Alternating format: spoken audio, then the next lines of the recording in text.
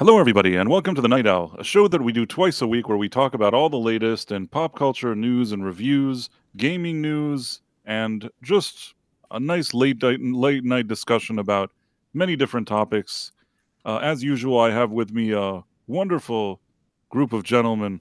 Group. I don't know if group. Are we considered a group? At least a collection. A collection of gentlemen. So I am Price of Reason, and with me I have my co-host Professor R2. How's it going? Going well. How And then, is oh, everyone? sorry, I didn't even let you answer. No, that's all right. Doing well. How's everybody? I'm doing good. Yeah. And then we have a guy he was one of our hosts, but he only kind of shows up on special occasions.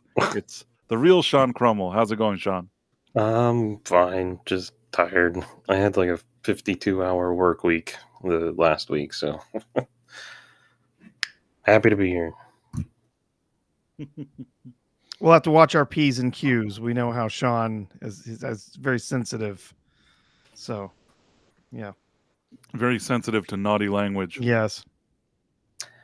I'm I'm not Dread Roberts, dang it. Even Dread Roberts was relatively okay, even when you did bad language. But yeah. But Sean, it's not like I hear you say bad words a lot. I don't think I hear you say them at all. It's because I'm never on stream. You are on streams, and you always. I don't really recall you saying bad words. I do. Well, not often, and not at least not when I'm in your presence. It doesn't seem like you do it a lot. It always seems like you should try cleaning up the language for live TV. Yep. I prefer not to swear on stream generally. Occasionally one might slip out here and there. I don't get like offended when I hear other people, unless they're just like digging in and it's just F-bomb after F-bomb. And I'm like, okay, you can cool it now, really. Are we getting it starts to lose its effect after a while? Yeah, that's true. Are we getting to the point where we've forgotten that this was a joke, that I'm offended by offensive language, and that we're just going to believe it from now on? Oh, well, I think it started actually with apologizing to me, and then we shifted to apologizing to you, and then and then when you weren't on stream, we could just apologize to this great Sean in the sky. That made me laugh to no end. Hold on one second, because Murox just says I'm a little confused by the title of the stream tonight. I actually am okay with the current state of box office and really don't hope we see a reversal. Oh, box office. Oh, you mean body odor. Okay. Body odor. I meant box office. I was thinking body odor. It might need, or I thought it was an acronym for like some game studio I've never heard of. You know, I sometimes you have only a certain amount of characters and you try to do your best to make a title with that amount. So I did the best I could. But yeah, and nice to see people hanging out with us. Marla Sharondoff, Kelly Hawes, the Dead Man, Ghost Fixter, the Big Ship, and Tracy Alexander. How's it going, all of you? Maroxtra. Yeah. So, I guess real quick, was there a stream where you like blasted off from Earth in this rocket ship? No, there wasn't one. I should have done one like that, but instead.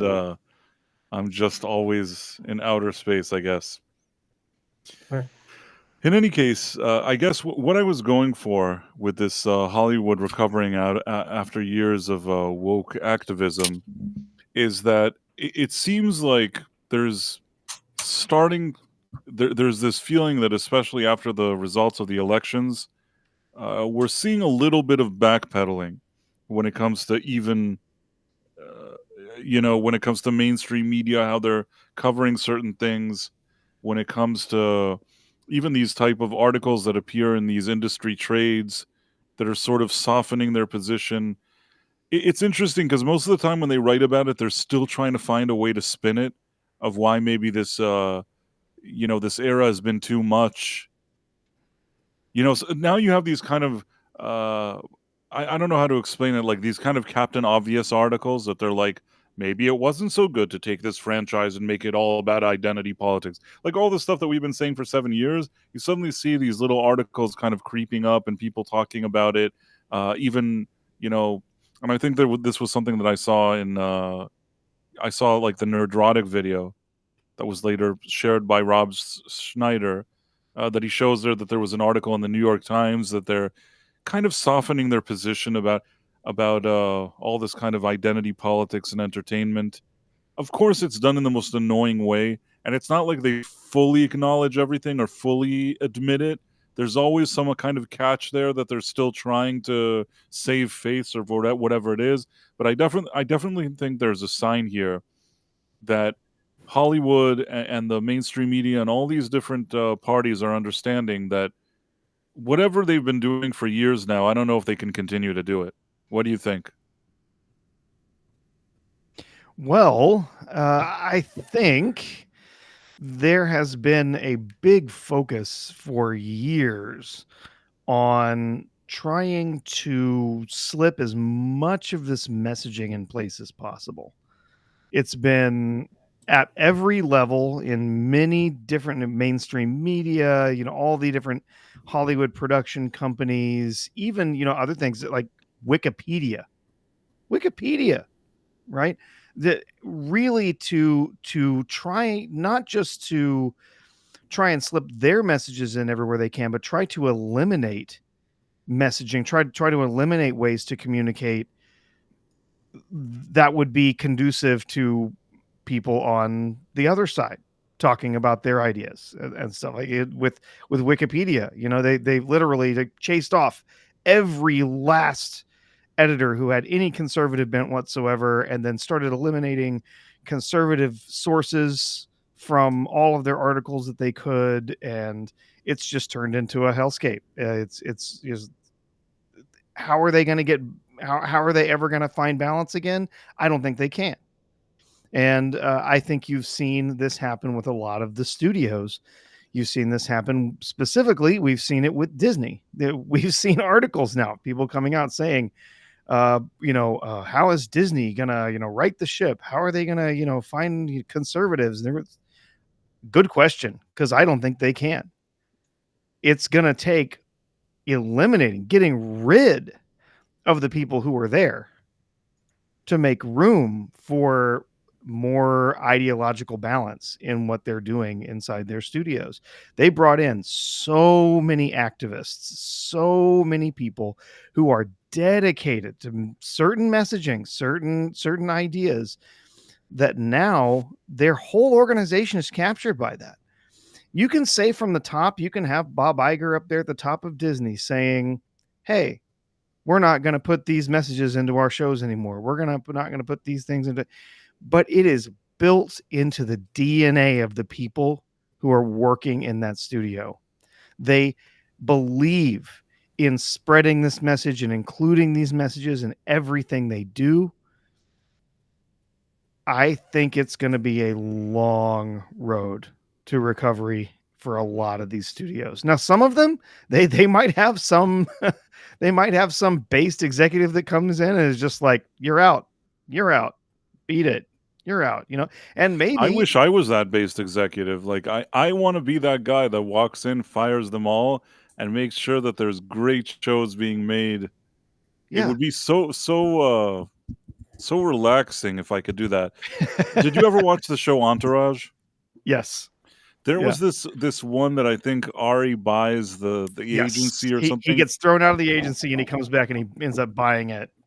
And then he comes with like a paint gun, and anybody that he hits with his paint gun is fired. I don't know why. It's such an inappropriate scene, yet somehow I love it. It's so great. Yeah. I saw that. He was by far the best character in that whole show. Totally. He made that show. Honestly, the first season when I watched it, I was just like okay with everything. But really what sold me on the show is him. I know that Jeremy Piven, maybe rubbed some people the wrong way or whatever it is. No doubt that his performance on that show was fantastic. Mm-hmm. Yeah. There's a reason why like 3 years in a row they gave him like awards and stuff. And I mean, it was well deserved. It was just, he made that show. Yeah. Jeremy Piven was outstanding. And I think too, a lot of it, there were some people I think in Hollywood who were a little irritated because he played it on the nose.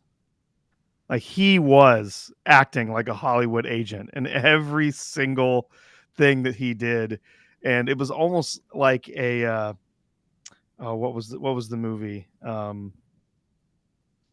Spinal Tap. Like, there were people in the music industry that came to them after they made Spinal Tap and said, "Who told you that story? No one was supposed to know that happened." And they're like, "What? What are you?" They're like, "Nobody told you about the thing with the album art being like, nobody told you about that?" No, we just made that up for the movie. But it was so in tune with what was really happening, what actually happened with these just insane people who were in the music industry at that time, and some of the wild things that happened, that people got angry that it was so on the nose. And I think that happened a bit with Jeremy Piven playing that agent. Well, I want to. He's found the scene. Yeah, I think so. I found it. Can you hear it? Yes. A little loud. Jesse, how have you been? I've been great. I'm back, and you're fired. Hello, all. No need to run. Your fates have already been sealed. You're safe. Oh my God. You're safe for now. Hello, nice to see you. Who's your best client? Jesus. I represent John and Kate Pussy. Where are you, Davies? All right. I'm already packing to save myself the indignity. That's too bad. Orange, Jesus Christ! You lost your mind, Orange? Now, where's Lloyd Lee? Mr. Lee knew that you were coming, Mr. Gold. He decided not to wait for your arrival. Now, why don't I believe you? Now, Lloyd, maybe you're not here. Maybe you are. Either way, you have nothing to fear because I'm not going to kill you. I love you. You see, even though you betrayed me, you were the best slave that I ever had. I mean, who could possibly replace the way that you picked up my dry cleaning? No one. Who could better the way you picked up my dog shit?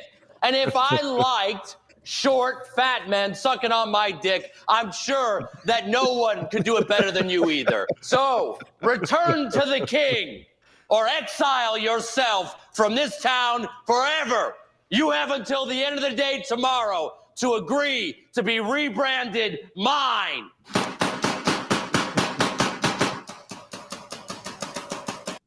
In my experience, paintballs hurt. Oh, they hurt like hell.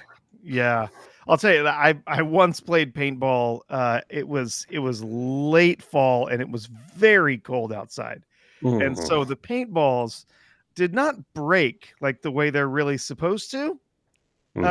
If you've played paintball, then you know that the fluid inside that's basically dish soap.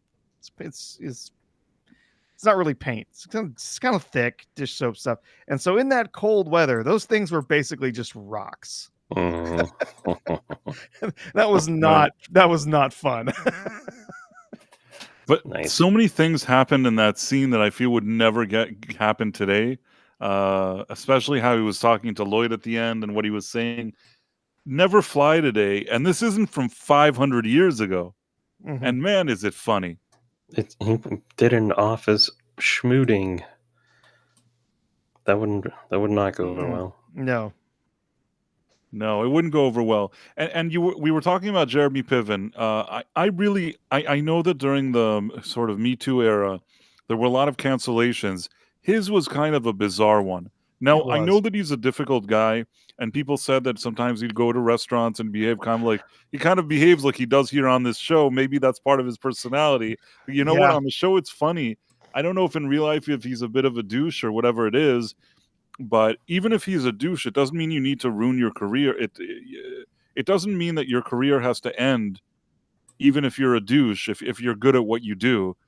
And there was that whole incident where, if I'm not mistaken, and I'm sorry if I don't remember the details, some lady said that once she was at a party years ago, and he put his hand on her behind or something like that.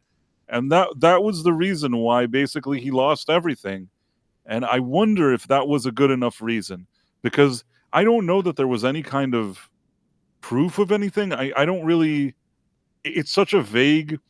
I could be completely wrong. It seemed like such a vague accusation at the time, and the guy really nobody would want to cast him in anything. You don't see him almost in anything anymore. He had a TV show that they gave him, and they pulled the plug on it. It's like so much bad stuff happened to him over a really mild, in my opinion, accusation.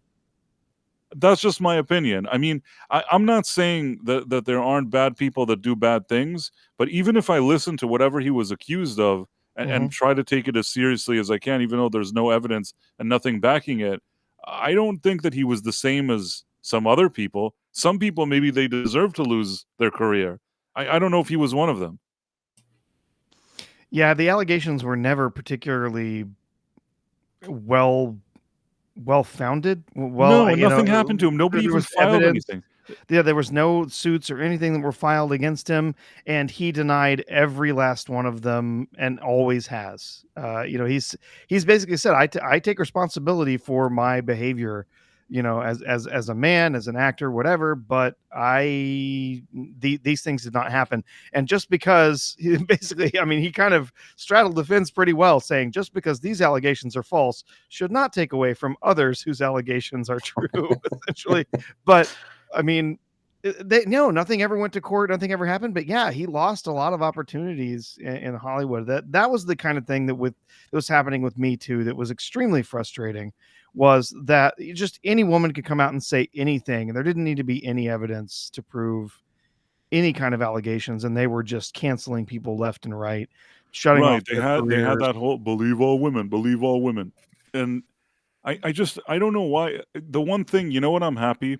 There's been a lot of annoying things that have happened over the past maybe 7-8 years, and throughout all of them, at least until now, it seems that way. I don't know how it'll look in 5 or 10 years from now, but along the way when all this stuff was happening, I've been in the right side of history at every point. Even when they were people at that point, they're like Taylor Swift's like, I'm on the right side of history. And then like implying that people like me are on the wrong side of history. No, I was on the right side of history. You're just some singer that has some crappy songs. And you're incredibly humble too. It's the truth though. I was right. I was right about The Last Jedi being an issue. I mean, when I went and started saying that I had an issue with what happened with The Last Jedi, and I went online and started talking to a lot of people that until today, these are people in my circles. When I started doing that, people even in the real world in my life are like, it's just what aren't you exaggerating? It's just some movie it's just a Star Wars movie. And I was trying to explain to people that if they could take Star Wars and do that with Star Wars, then entertainment is in real trouble. And even if you zoom out pop culture, the way, the messages being shown to people of all ages, but including to children, this is all like a huge red flag. And everybody looked at me like I'm the tinfoil guy, and they're like snooty and whatever, and I'm some idiot. And you know what? I was the right guy, right about it, and a lot of them are only now coming around. That's why I often tell you that you suddenly. I mean, I'm not trying to take a dump on places like Fox News or even these kind of Daily Wires and all these other people. There's so many people that in the past didn't talk about how Star Wars and Star Trek and all those things went. Disney, all those stuff. No, they didn't talk about any of that. I don't know if you guys remember. Initially, it was like us talking. People like us were talking about it. They weren't saying anything. Only at the end, when it became already like a trend, when they saw that there's a lot of people talking, when they became a bigger community of people talking about it, finally they jumped on the bandwagon. You see these guys on Fox News, they're like, we're very concerned about Star Wars with the Acolyte. It's like, you're concerned? Like, nothing personal, but like, screw you. Yeah. Mm-hmm. I will say that probably did not help when Piven was being Me Too'd, when he was being accused of things. It probably did not help that he has a bit of a reputation in Hollywood. I don't remember who. I think it was Adam Carolla who said anytime if he's asked who's the biggest douchebag in Hollywood, he has one answer. Uh-huh. And it's Jeremy Piven. Listen, there's sometimes you have people that are very talented and they're difficult. he gave a fantastic performance He absolutely did. on this show. Fantastic. I mean, it's rare that you see a person come out and give such a great performance, completely like taking over a show that he wasn't even supposed to be the star of, but you're watching the show for him. With all due respect, Vince and Kevin and whatever, Vince Yeah. and Eric, it was like Kevin Connolly and then Adrian Grenier. Those two guys really should be, there should be very thankful in the sense that I don't really buy Vince as a superstar, and I don't really buy Kevin Connolly as a manager. I thought that as much as he was strong in this show, Jeremy Piven, I thought that they were just all right. The guy that played Turtle was better, Jerry Ferrara, whatever his name is. I think he was a bit better. And Matt Dillon's brother was actually pretty darn good. He was probably the second best actor on the show. What his name is? Jeremy Dillon. What is it? Kevin Dillon. Kevin Dillon. Sorry, you know what I'm saying. So he was actually probably my second favorite character on the show. Then Turtle. Then maybe. E, and then maybe Vince. But it's okay. I mean, the show at the end did whatever it was supposed to do. But I'm telling you that without Jeremy Piven, that show would have fallen apart. Yeah, it wouldn't work. Wouldn't work. Yeah. Holds the thing together. It's like a magnificent performance that everybody tuned in, week out. You tell me at the end, in real life, he's kind of a douche. What can you do? I mean, I would rather, back in the day in Hollywood, you had people that are douches, and then they were great in movies. I mean, Bill Murray was difficult to work with. Yeah, oh boy, was he ever. Chevy Chase, those kind of Jim Belushi, John Belushi, things like that. There were enough people that were difficult to work with, but we would watch movies, and they would knock those movies out of the park. Well, it's like Ed Norton. I love Ed Norton as an actor. He puts in some amazing performances for sure in so many films, but I understand he's apparently quite difficult to work with, and a lot of producers, a lot of directors have no interest in having him in their projects just because of the reputation that he has about being so difficult. But he puts in just amazing performances when he's there. So I never watched that show. I just assumed that Jeremy Piven was the lead in it. He should have been. He should have been. I mean, should have had a spinoff about him after they. He always makes me laugh. I thought that he managed to embrace that character. The other thing is that I myself, even though at the time that Entourage initially aired, or as it was airing, I started doing stuff that involved the entertainment industry. So it was a strange situation that on one hand, I'm watching this show that's sort of giving me the quote unquote insider's look. And I myself am getting involved a bit with this industry. So I could see myself some of these kind of situations, and I could compare what I'm seeing with what's happening on the show. And I feel like Ari, that character, felt a lot more true to me in many ways. Those other two, not as strong. People were saying in the chat, I think the Turtle and Drama were stronger than Vince and Eric. Vince and Eric were the weak link. I think that managers usually act different than Eric, and talent acts different than Vince. The truth is, they couldn't bring an A-list type of actor really to be on the show. Maybe today they would be able to, but they didn't at the time. And the guy that they brought was likable enough, but he didn't give the vibe of this kind of Leonardo DiCaprio or whatever they were going with, or even a Mark Wahlberg. He didn't give that vibe. Well, I think, again, it comes back a little bit to authenticity there, that you had that character of Piven who felt, he felt genuinely like a Hollywood agent. And you had Kevin Dillon's character genuinely felt like sort of that C-list actor. I think it was just him being him, and right. really bringing his experience to the screen. I agree with you 100%. I've met people like Jeremy Piven that give that vibe, that they work in the industry and they kind of give that douchey vibe.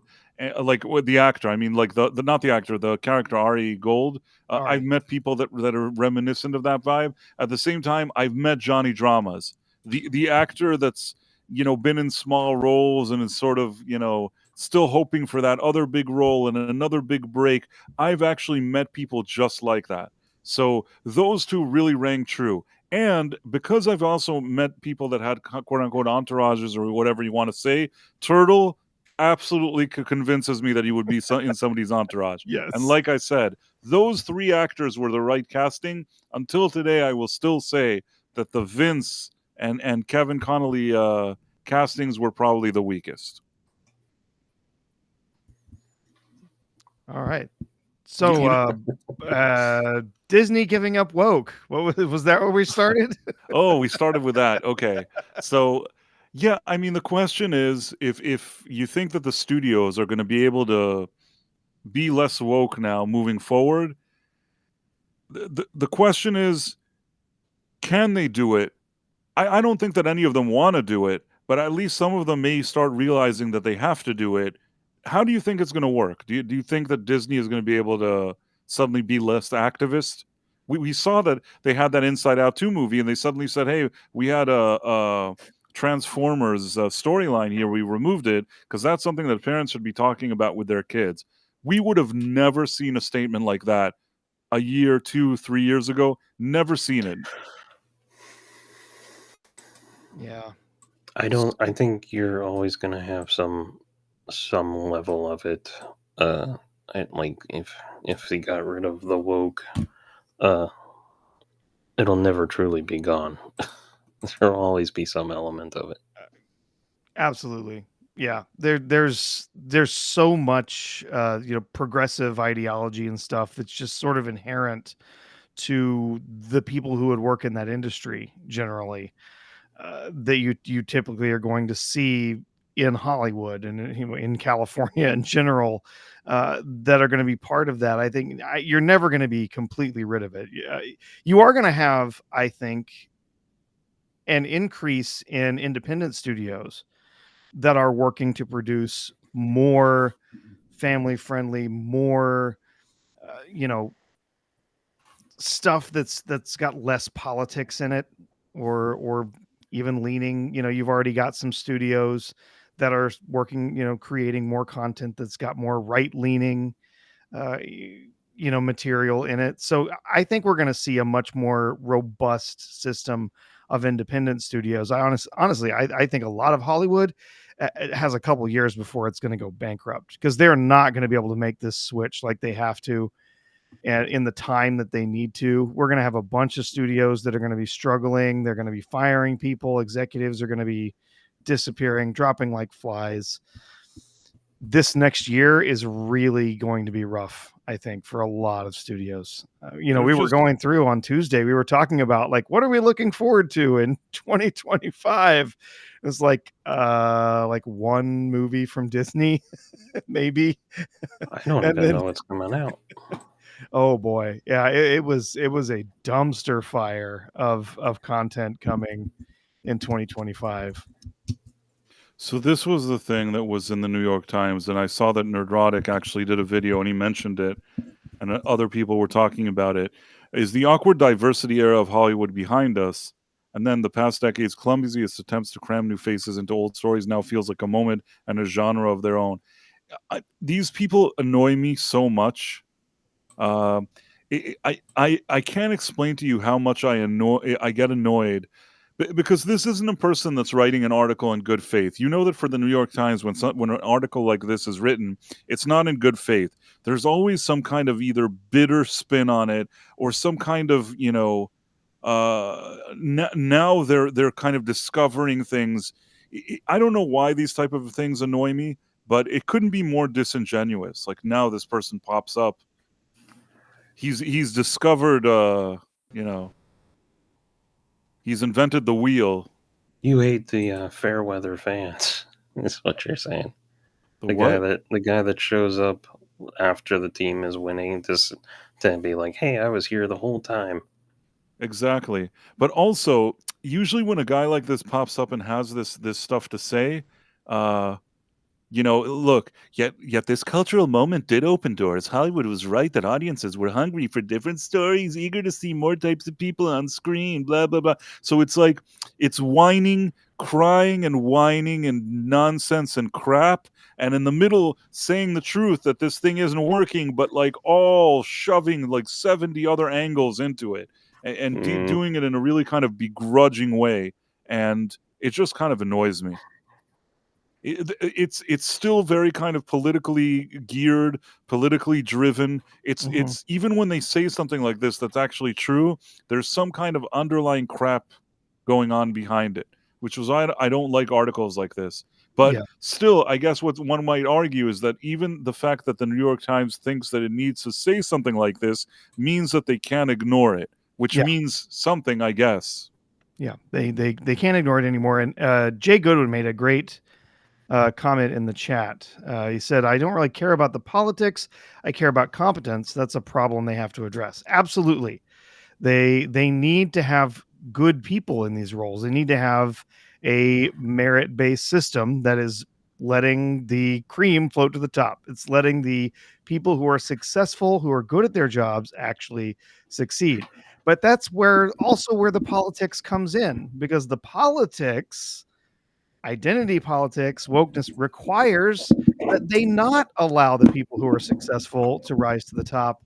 They have to impose certain rules on who can be in this role and who can be in that role based on their identities. So they kind of go hand in hand. Yes, the competence is the problem, right? That's the big problem. They need to actually be competent in their roles. But this most recent evolution of this progressive politics in Hollywood has eliminated merit as the way that people move forward and become more successful and get, you know, bigger roles and bigger movies and stuff. And now it's just, hey, we need someone intersectional to direct our movie, so find that person, right? Or we need more intersectional people to be in our special effects department, whatever. I read an article just yesterday, or was it today, about Variety talking about female directors. Did you see this one, Price? I'll check it out in a second. I just want to show you this. This is me from 2019. I wrote, in 20 years, a documentary movie will be made called The Last Jedi, Killing the Past. It will feature candid interviews with actual participants / crew members who will acknowledge the movie's failure and the damage it caused the entire Star Wars franchise upon its release. Now, I said this in 2019. We're about 5 years later, and man, this is like aging like wine, this thing.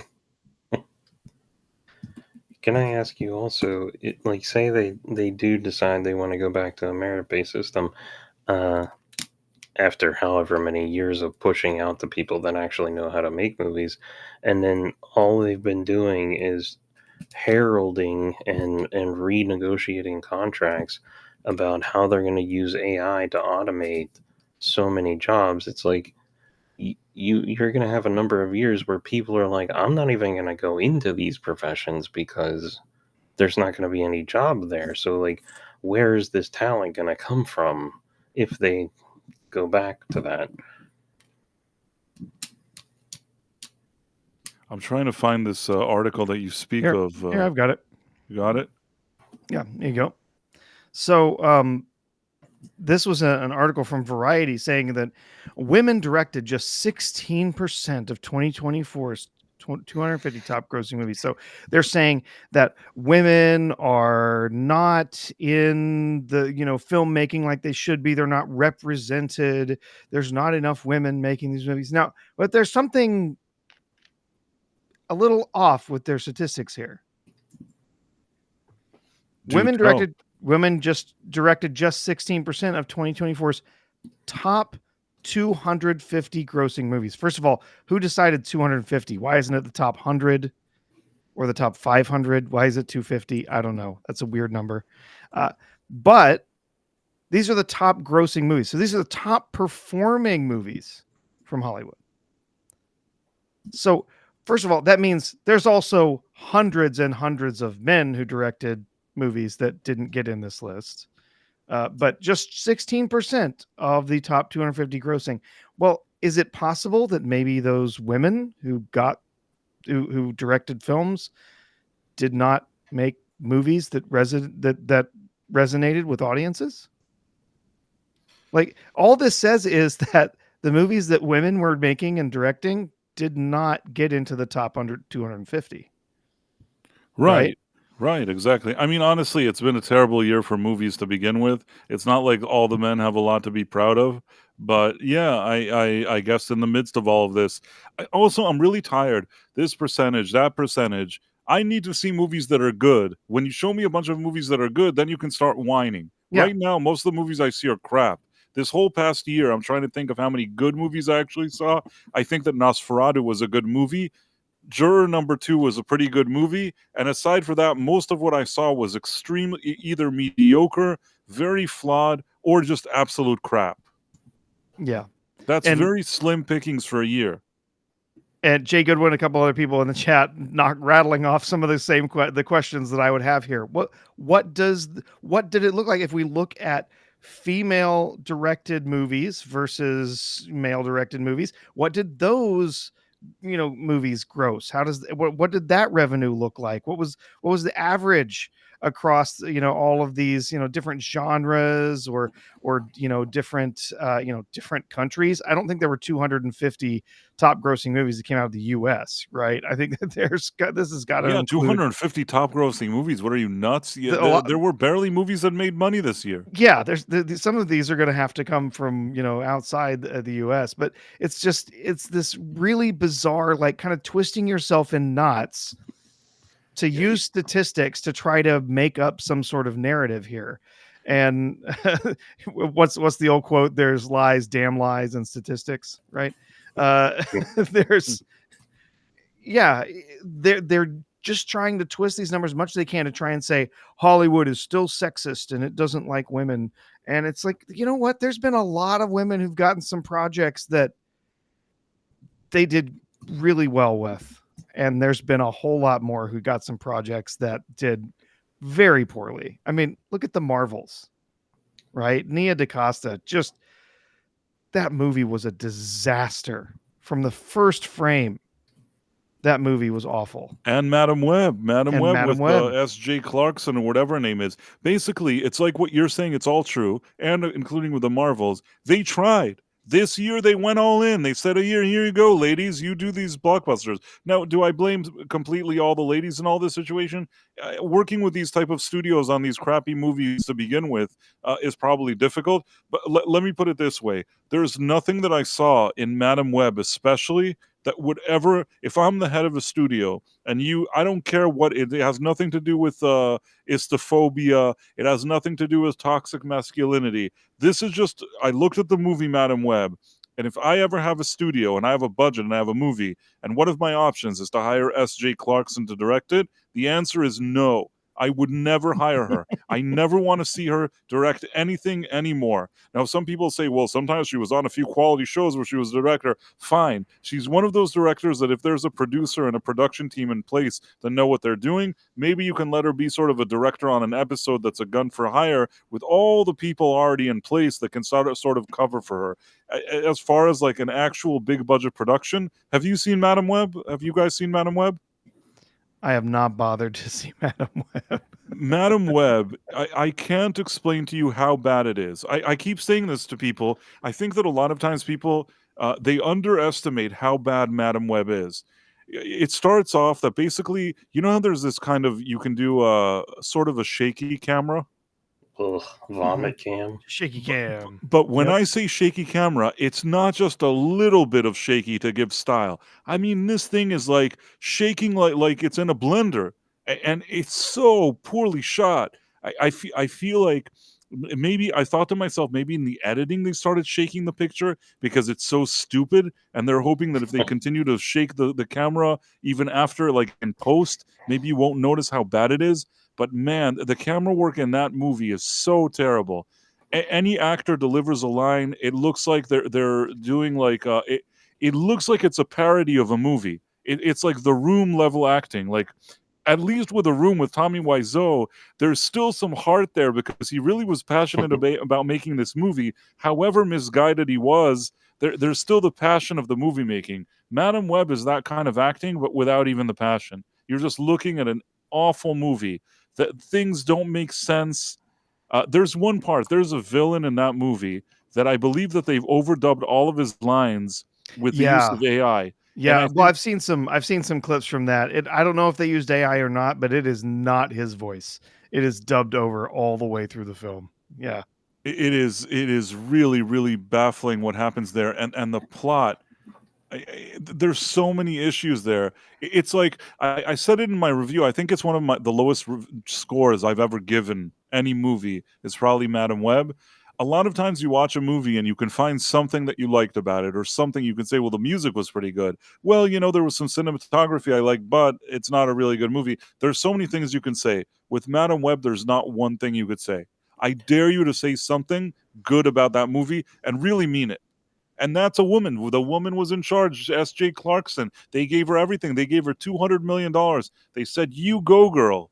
And then, so I don't want to see those articles. I mean, it's fine that you shared it, but I mean, screw those people with their stupid articles and their statistics. You know what I mean? Yeah, it's ridiculous is what it is. Just to make this claim that, women still don't have, a say in Hollywood. It's so sexist, and women aren't getting their fair shake. And it's like, no, first of all, the statistics you use are nonsense. Let's actually see some real statistics comparing performance of, female directed movies to male directed movies. Let's see, how they did with their, budgets. Did they have reasonable budgets and actually like make money on a small budget film, or did they get given a ridiculous Hollywood budget and then completely blow it and lose several hundred million? Like actually show us some actual performance metrics here, not just some made up thing. Well, only 16% of the directors in this top 250 that we picked for some weird reason got were women. It's such a bizarre take to go to. And I think it's obvious too. It's obvious that it's manipulated. The only reason I give some leeway to Nia DaCosta, it's not that I think very highly of her, but I feel like knowing what goes on with Kevin Feige and all of his changing with the MCU and all of his stupid crap, I can't help but feel like sometimes Marvel really, really makes it difficult for those directors that it hires to do anything. And I feel like this Nia DaCosta lady, I don't know if she had a better movie to offer, but it could be that she initially directed the earlier versions and they were crappy, and then at the end they kind of pushed her aside because they kept refilming that movie over and over with all the reshoots. I don't know how much to blame her or not, but let's just put it this way. She also had access to hundreds of millions of dollars, and also the movie isn't good. Also, look at Godzilla -1. That one cost $15 million to make. That guy made a great movie. Now, if there's so many female directors out there that they're so wonderful, why don't they go and make a movie that's even with smaller budgets? Show what your value is with $10 to $15 million productions. Show what your value is. Show that you're making money. Then get better projects and prove something. I don't know. I'm just saying that it can't just be that you write these articles and everybody has to immediately feel bad. I don't think it should work that way. No, and there's also, I think we see in a lot of different areas. I know that I've seen this from businesses. I've seen it in academia, where you have this idea that every single role, every single job, and every single business should always be 50-50. There should always be just as many women in every role as there are men. And that is nonsense. It's absolute nonsense. If you actually go, people say, well, it's because women don't feel welcome in this job or that job. They don't feel welcome in this career or that career. Go to some of the countries out there. There's, some of the Nordic countries where just sort of traditionally women are, more accepted as equals than in some more patriarchal, historically, societies. You go to some of these more equal societies where women have more opportunities, supposedly, right? And what you'll find is that those women still don't have a 50-50 share of every job in every role in every business everywhere, because that's a completely false idea of what we should be hoping for in society, in the workforce, and everything. What we should have is women who excel at something should be welcomed into that career and should be able to succeed on the merit of their skill and talent. Men who want to be in a career and are moving forward to succeed using their skill and their talent based on merit should be successful, and that you are going to find that men and women choose different careers inherently because men and women are different. Now that's all crap. We need more women stewage people. I'm going to be canceled now. I know. But men and women are inherently different in many ways. That doesn't mean that one is necessarily better than the other. They're just different. We make different choices. We react differently to different things. We act on emotion differently. They're different. And that can be okay.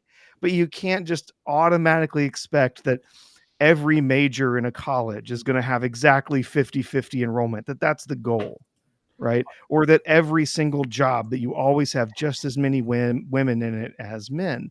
Women should be free to chase their dreams, to use their talent and their skills to seek after whatever career they want, and the same for men. And that's not going to end up with perfect equality in every role. It's a silly idea to think that that's where we're going to end up. I want to say something that I just thought of while you were speaking, and I agree with everything you were saying. I wanted to say that I studied film, for example, okay?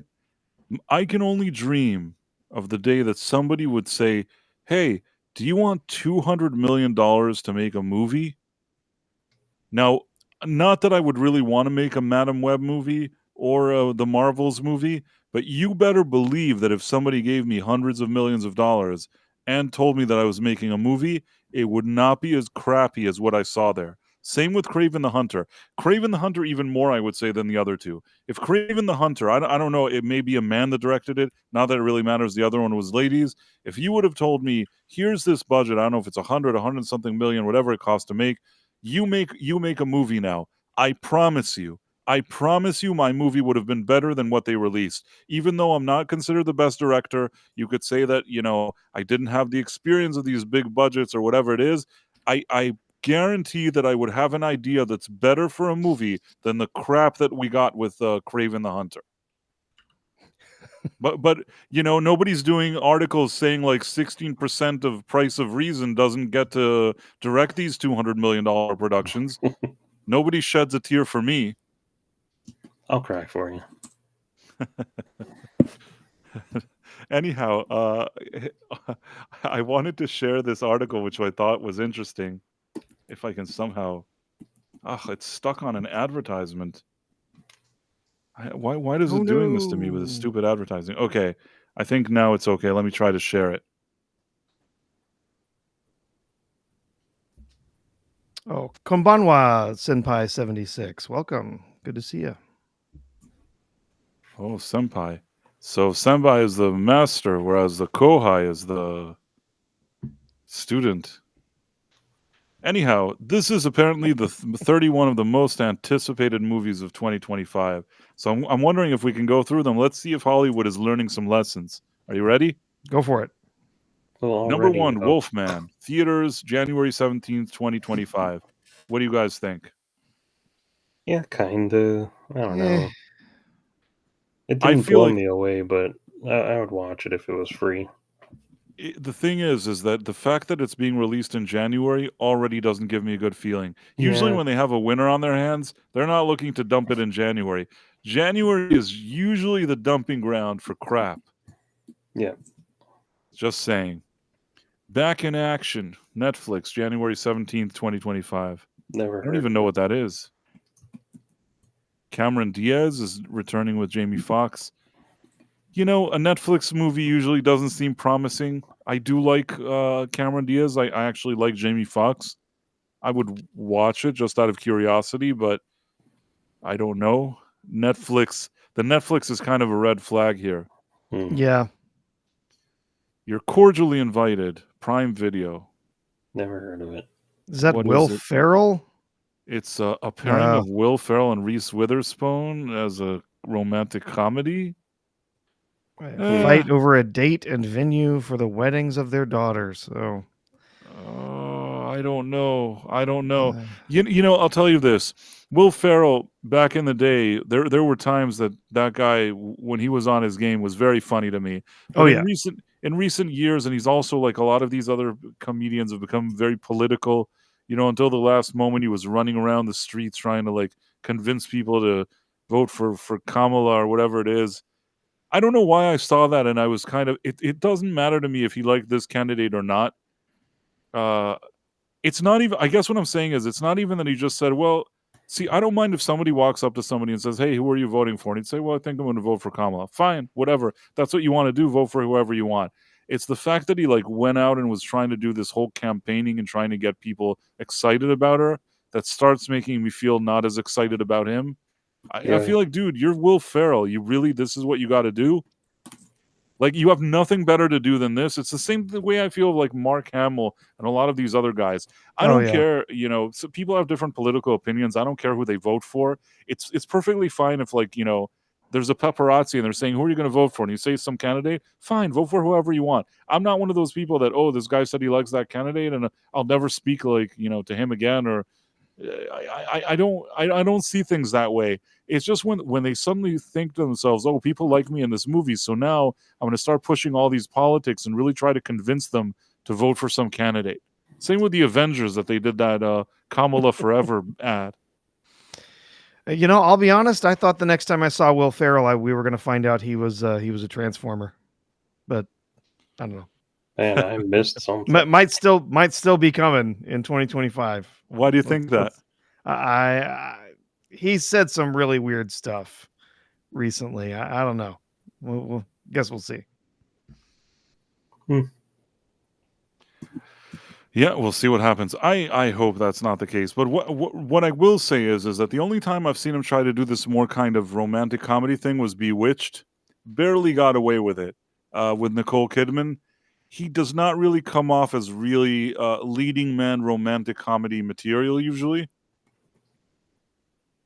Nope, not at all. It's not really his thing, in my opinion. But we'll see what happens.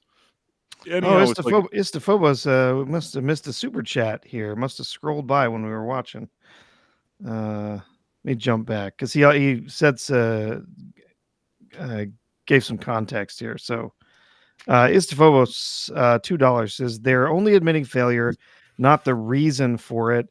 And he was talking about Hollywood finally admitting some measure of failure, but still refusing to admit the root cause of the failure, right? So they're saying, yeah, our DEI movies are failing, and it's because of DEI. No, DEI is just a symptom of a bigger problem, and we've got to fix that. So thank you for the super chat. Sorry we missed that. Thank you. Sorry we missed it. What's the bigger problem? Communism? Progressive ideology and the level at which the activists have impaired the companies. Okay, yeah, gotcha. I'm caught up now. Same. So the next one we have on our list is Captain America: Brave New World. That I can't do anything but sigh horribly when I see this movie come up. It has a poster of the Hulk fist punching, and he's holding the shield. And I'm like, he would be crushed to death. Like, this makes no sense. Every bone in his body would be powder at that point. Like, because he's not a super soldier. Yeah. You know what? When they made that Falcon and Winter Soldier show, the fact that he's so excited about not being a super soldier, I thought that was dumb. I thought to myself that what they'll do in that show is that maybe he starts off and he says, I don't want to be a super soldier. But then something happens and the circumstances are that he has no choice but to also take the serum, and he'll also become that. This is beyond the fact that I was never crazy about making him Captain America. But if I'm already going with the flow, I think that he should have absolutely taken the serum. And I thought that that's what the show would have gone. Instead, it turned into some weird political lecture with all the crap that they shoved in there. I think that if that TV show was supposed to get people excited for this Brave New World movie, it did the opposite. Yeah. It made people never want to see Captain Falcon again. And I genuinely feel bad for Anthony Mackie, because I think that as Falcon, I think he was great. I just don't know why they were so obsessed with now making him Captain America. Falcon was a great character. Everybody liked Falcon, and there's enough black characters that are genuinely, based on the source material, they're black, and for some reason those characters often get overlooked, whereas they're really obsessed with making them other characters. It's stature. Captain America's a bigger character, and they take that mantle away from him and give it to someone else to make them better somehow. I understand, but you know what? Iron Man wasn't exactly everybody's number one character, but once you bring the right actor and the right team, and you have the right idea, you can elevate a character. Today, Iron Man has a lot more stature with status, whatever you were talking about, than he did before Robert Downey Jr. played him. So that means that you can take a character, even a bit lesser known, give it to a person to play him, and that person can elevate the material. Yes, it's always nice to have these Captain America, Spider-Mans, or whatever it is, but there's other characters, and I think people want to see other characters. But they took that character, elevated him to the point where they're like, well, now we have to give it to someone else. So yeah, you can do that, but it's a shortcut to try and it's a BS shortcut to try and win people over. Like, you like this, right? Well, you'll like it in this version. It's like, no, I still like the other version that was built up and had the merit. Just because you call something awesome doesn't mean it's awesome. Captain America: Brave New World has been filmed multiple times. Yeah. It's probably by now, what is it, $400-500 million? It's got to be closing in on 500. There's just no way. They just keep going back for reshoots. And apparently, you were talking about all of the politics that were snuck into the Falcon and the Winter Soldier show. Apparently, that was part of the problem with this. People went to see it in the previews, in the showings, early showings, and it was it had all sorts of political messaging and stuff in it. The people were just like, nope, no thanks, not interested, not just walking out on it. And so yeah, it's gone into reshoots multiple times. They've mentioned recently that there were more pickups or reshoots or something being done. Yeah, this is going to be an unmitigated disaster. They're going to lose hundreds of millions. Yeah, and how long ago was that show? I feel like that was like 5 years ago at this point. When did they start shooting? I'm not sure. Yeah, it's been a while. I feel like that show came out in either 2020 or 2021, but it has been a number of years. And that show didn't do anybody any favors. The more time went by, I knew it the second I saw it that it was crap. But then I think more people have come around. Yeah, it's 2021.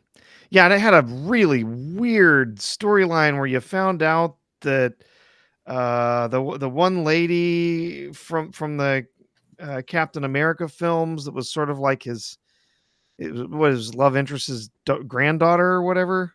They kind of had a thing a little bit that she ends up as being like some sort of crime lord in the underworld or something. Huh? I can't think of her name off the top of my head, but yeah, there was some weird stuff that they did with that story. By the way, just to show you, again, some might say that this is me patting myself on the back, and you know what? Maybe that is what I'm doing. I just want to show you. I just want to show you some of my tweets. This is from August 31st, 2019. Are you ready? Mm-hmm. So there was an article. Can you see it? Yeah. There was an article in that comic book Shilp thing, and they're like, the Falcon and the Winter Soldier series will deal with MCU's reaction to Black Captain America. And I wrote, why can't the MCU just show Sam Wilson kicking ass as the new Captain America without labeling him as Black Captain America? And I'm telling you that some people, in the comments went and wept and got annoyed, and I'm a terrible estophobe, and tell me that I'm not 100% correct, especially now looking back on it. This was like, I see these things in real time and immediately react like the right thing. Here's another thing that while I was watching the show, I wrote fake diversity because there was something that he sits there and he goes, they will never let a black man be Captain America. And when I saw him say that in that Falcon and Winter Soldier show, it just annoyed me so much. It's like, why is this what this show is about? You know what I mean? Like, This is not the dialogue and the concept and the idea of what should be this show. Now, personally, I wasn't really too excited about giving Sam Wilson the mantle, but let's just say you decided to do that. Go all in and make it fun and make it cool. This is not cool. You know what I mean? There's nothing more than pushing identity politics than what you're looking at here. This was me taking a screenshot, like I literally with my camera, I took the picture of the screen as he was saying this stupid sentence. Mm-hmm. Mm-hmm. And what did I write here? Fake diversity. I guess Disney would only let Sam Wilson be the new Captain America if he did some virtue signaling for them. It's not like Steve Rogers just gave him the shield and mantle. He already deserves it, right? Because basically he said, you deserve it. Here's the mantle. No, then like you have to do a whole series about how nobody likes him because of the color of his skin. And then finally, I'll just show this and then I'll move on. This is from April 2021. I guess this was my summary of the show. Falcon and Winter Soldier is a major stumble for the MCU. What should have been a fun and exciting series collapsed under the weight of its lazy writing and poorly incorporated social messages. I feel especially bad for Anthony Mackie, who deserved so much better. Score 4 out of 10. And I know you're looking at this now, it just may seem trivial. Just so you know that any time, and back then I would tweet a lot and my account was more active, I usually had so many bad comments of people calling me the worst things ever. Can't imagine. And I was right about everything. Like everything I said was exactly right as I said it. You know, I'm not saying I don't have to be a genius, but I'm just saying that in today we've had so many conversations about it, and I think that we're all so already it's obvious to us. But I still think that in 2019, when I was making comments like that, not everybody was making them. And I mean not everybody, not the mainstream media, not all those Fox News and all these pundits that have popped up now and it suddenly matters to them. Nobody said anything then. I don't know if you guys remember. Not that booger guy. No, that booger guy, like he was there on the front lines battling for them. Only at the end when he saw things were collapsing, the booger guy was like, "Oh, it's not so good that it's woke." Oh, don't forget, we also got Freckle Jesus in there, Erin Kellyman. Oh my like God, one of she the was worst in actresses everything. ever. And they put her in terrible. everything. They Yeah, put her in she's in everything. everything. They started with Solo, that she's like the leader of the resistance or some crap like that, but then they wouldn't let it go. Then she had to be in this stupid show as the villain. It was such embarrassing. She was in Willow, wasn't she? And then they just had to do like the final blow. They put her in Willow, that she has like a love relationship with another lady, and that's what the whole Willow thing was about. And that show was such a disaster. I mean, listen, it's nothing personal. I don't know this lady, but I think that in real life, she like has like, she's a pronoun person and she's like a few different ethnicities and whatever. So I guess she checks a lot of things off their list. So they like putting her in every role. The truth is, and I really am saying this honestly, it's one thing if she was all of those things and she was a good actress. Like on Game of Thrones, there's a lady who plays from all those names I forgot already. The blonde lady that the Captain Phasma. No, I'm talking about the House of the Dragon. Oh, I can't remember the name of the character now. The one that's married to Matt Smith on the show in the second season, at least. Anyhow, I think her name is Emma. Maybe the actress. That actress has like 70 pronouns and whatever in her real life, but when you see her on screen, she is objectively a good actress. You know what I mean? Whatever she does in her private life, she can add 70 pronouns. I mean, as long as the camera is rolling and she's a good actress, that's perfectly fine. Yeah, I think it's Emma Darcy. Emma Darcy is a good actress. I mean, yeah. I don't know, once the camera stopped rolling, there's a lot of strange things to me that seem strange, but if she's a good actress, she's a good actress. In the case of this, what you guys call Freckle Jesus, I don't remember the name of the actress either. I think that she is not like that. She, when you roll the camera, is just not a good actress. Yeah, Erin Kellyman. I haven't been impressed by her until now. Yeah, she hasn't been in a lot since then. Estefobos says Rhaenyra. Yeah, Rhaenyra. Someone mentioned the other day that she was in something. What was? Oh, she's going to be in 28 Years Later. Why is that movie Aaron even Kellerman. happening? Oh, that's not a good sign. I actually had high hopes for this movie. Yeah, Is it being done by Danny Boyle? it is. So it's the same team that made the very first one. I don't know why I at the time I enjoyed the second one. I don't know why they're doing a third.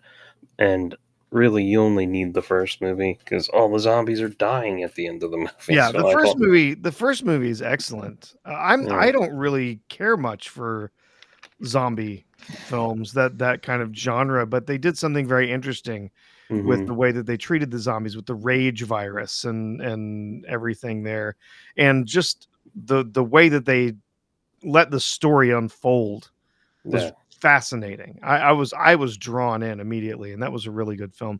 The second one, I'd take it or leave it. It didn't do anything special for me. But Well, it had a who knows? really great opening scene. Yeah. And then after that, I can't remember much about it. The trailer for the third one does look very good. It But does it look is like just a a good trailer. trailer. I agree. Yeah. I haven't seen it What yet. other amazing things do we have coming up to look forward to in 2025? Oh God. Bridget Jones, mad about the boy, Peacock.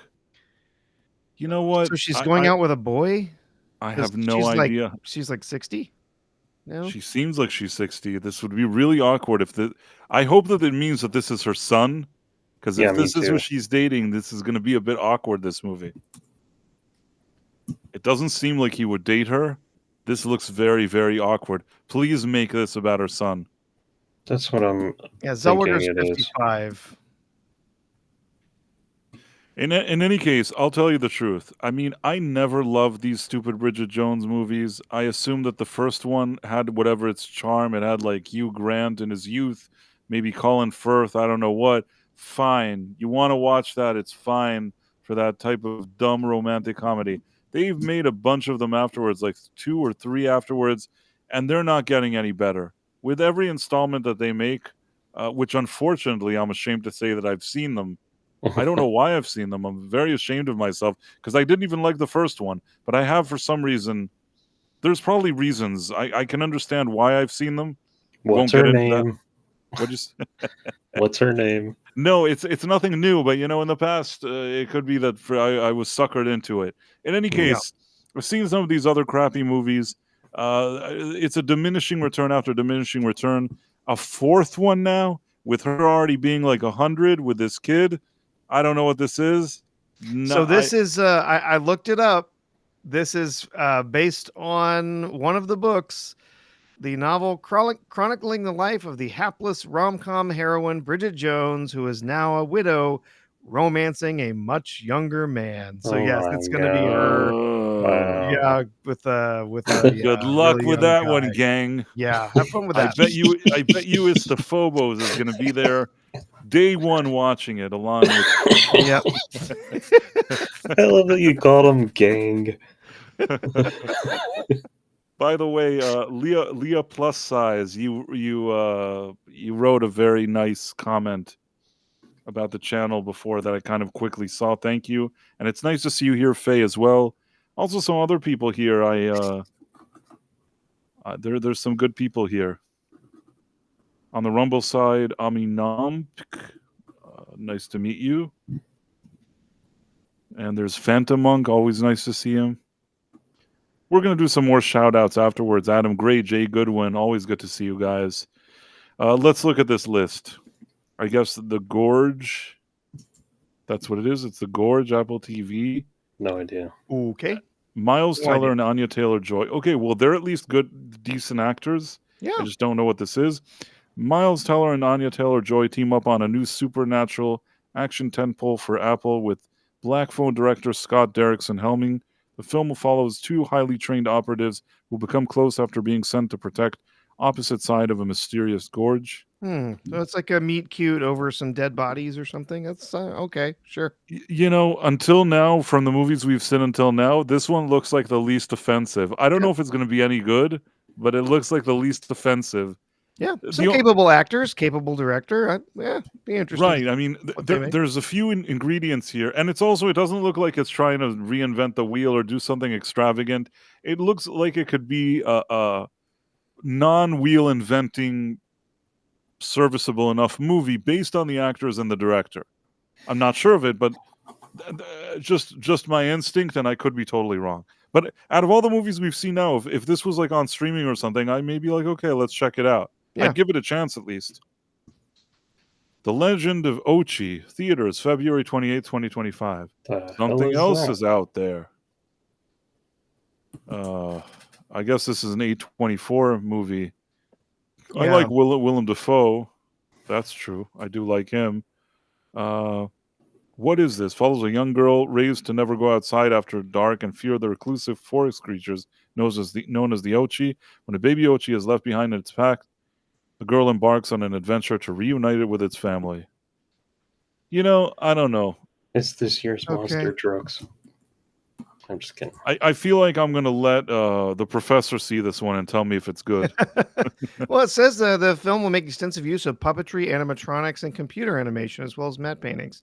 So they're not going to be just doing a CGI fest on everything, right? They're going to actually try and do it with more like practical Fraggle Rock. effects. Hey, why not? Sold. Hey, I love Fraggle Rock. You stop right there.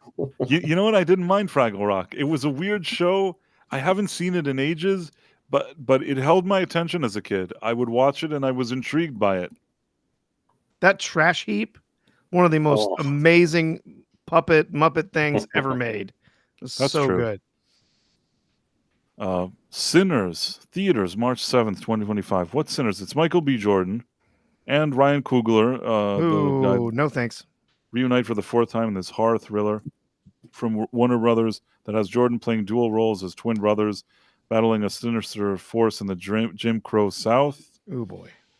It seems that you're not really getting me excited here. You know what I mean? Just so you know that I think that Michael B. Jordan in certain roles is okay, and I think that Ryan Coogler, I understand Wakanda Forever wasn't a good movie, but I don't think he's an incompetent filmmaker. But even a horror movie with them two would have been something that I've been like, okay, let's see that. But once it's like dual roles, twin brothers, it's giving me Acolyte vibes, and then in the Jim Crow South, they're really not helping to sell this. I want to let Sean watch this first, and he can tell me. After all my experience being raised as a poor black child. You're our in the Jim Crow South, yeah. In the Jim Crow South, yeah. You're our correspondent for black racial affairs. studies. Yeah, The Electric State, Netflix, March 14th, 2025. That's based on a book that we have. It's really good artwork. I never read the book. My wife liked it a lot. I don't know how a movie's gonna. Is that Kihei Kwan? Yeah, I mean, I like Kihei Kwan. I like Chris Pratt. Millie Bobby Brown's a good actress. If given the right role. What'd you say? It's from the Russo brothers too. I mean, Woody Norman. Giancarlo Esposito, Stanley Tucci, Anthony Mackie, Woody Harrelson is in it. Ryan Cox. Listen, this is a good cast. There's no doubt about it. This is a good cast. The only thing I'll say is that the Russos. The reason why I'm kind of ambivalent about it, the Russos, ever since Avengers Endgame, it really turns out that without kind of the Marvel franchise and IP to work with, when they're kind of sitting down trying to think of their own IPs, they're not as good. This is based on a book, though, so it won't be totally. It's based on it's based on a it's not a comic, it's a graphic novel or something, right? It's a. I'm willing to give it a chance. A lot of painted illustrations. Oh, okay. It's a Netflix movie. I don't know what to think about it, but I'm willing to give it a chance. It certainly has a cast of characters that I really enjoy seeing in movies. Totally willing to give this a chance, but at the same time have mixed feelings because, listen, they did The Gray Man. That was another movie that either they directed or produced or both. The Gray Man had a star-studded cast. I mean, it had some really good actors in it, and man, was that a dull and generic movie. I'm hoping, like you said, maybe they adapted something here and the thing is solid and they'll be able to bring it to life, but I'm not 100% sure. I'll watch it, though. If it's on streaming, I'll watch it. Ooh, this one's the big kahuna. Snow White, theaters, March 21st, 2025. I don't want to say that it's going to be an outright failure. Well, they've already failed with the amount that they've spent on it, right? But just the average person I encounter day to day, I'm sure there's still going to be people going to see it. Professor, what do you think? They might get a decent audience for this, but it will not. It will be a flop. There's not a chance in hell that this makes money. They have spent so much money on it.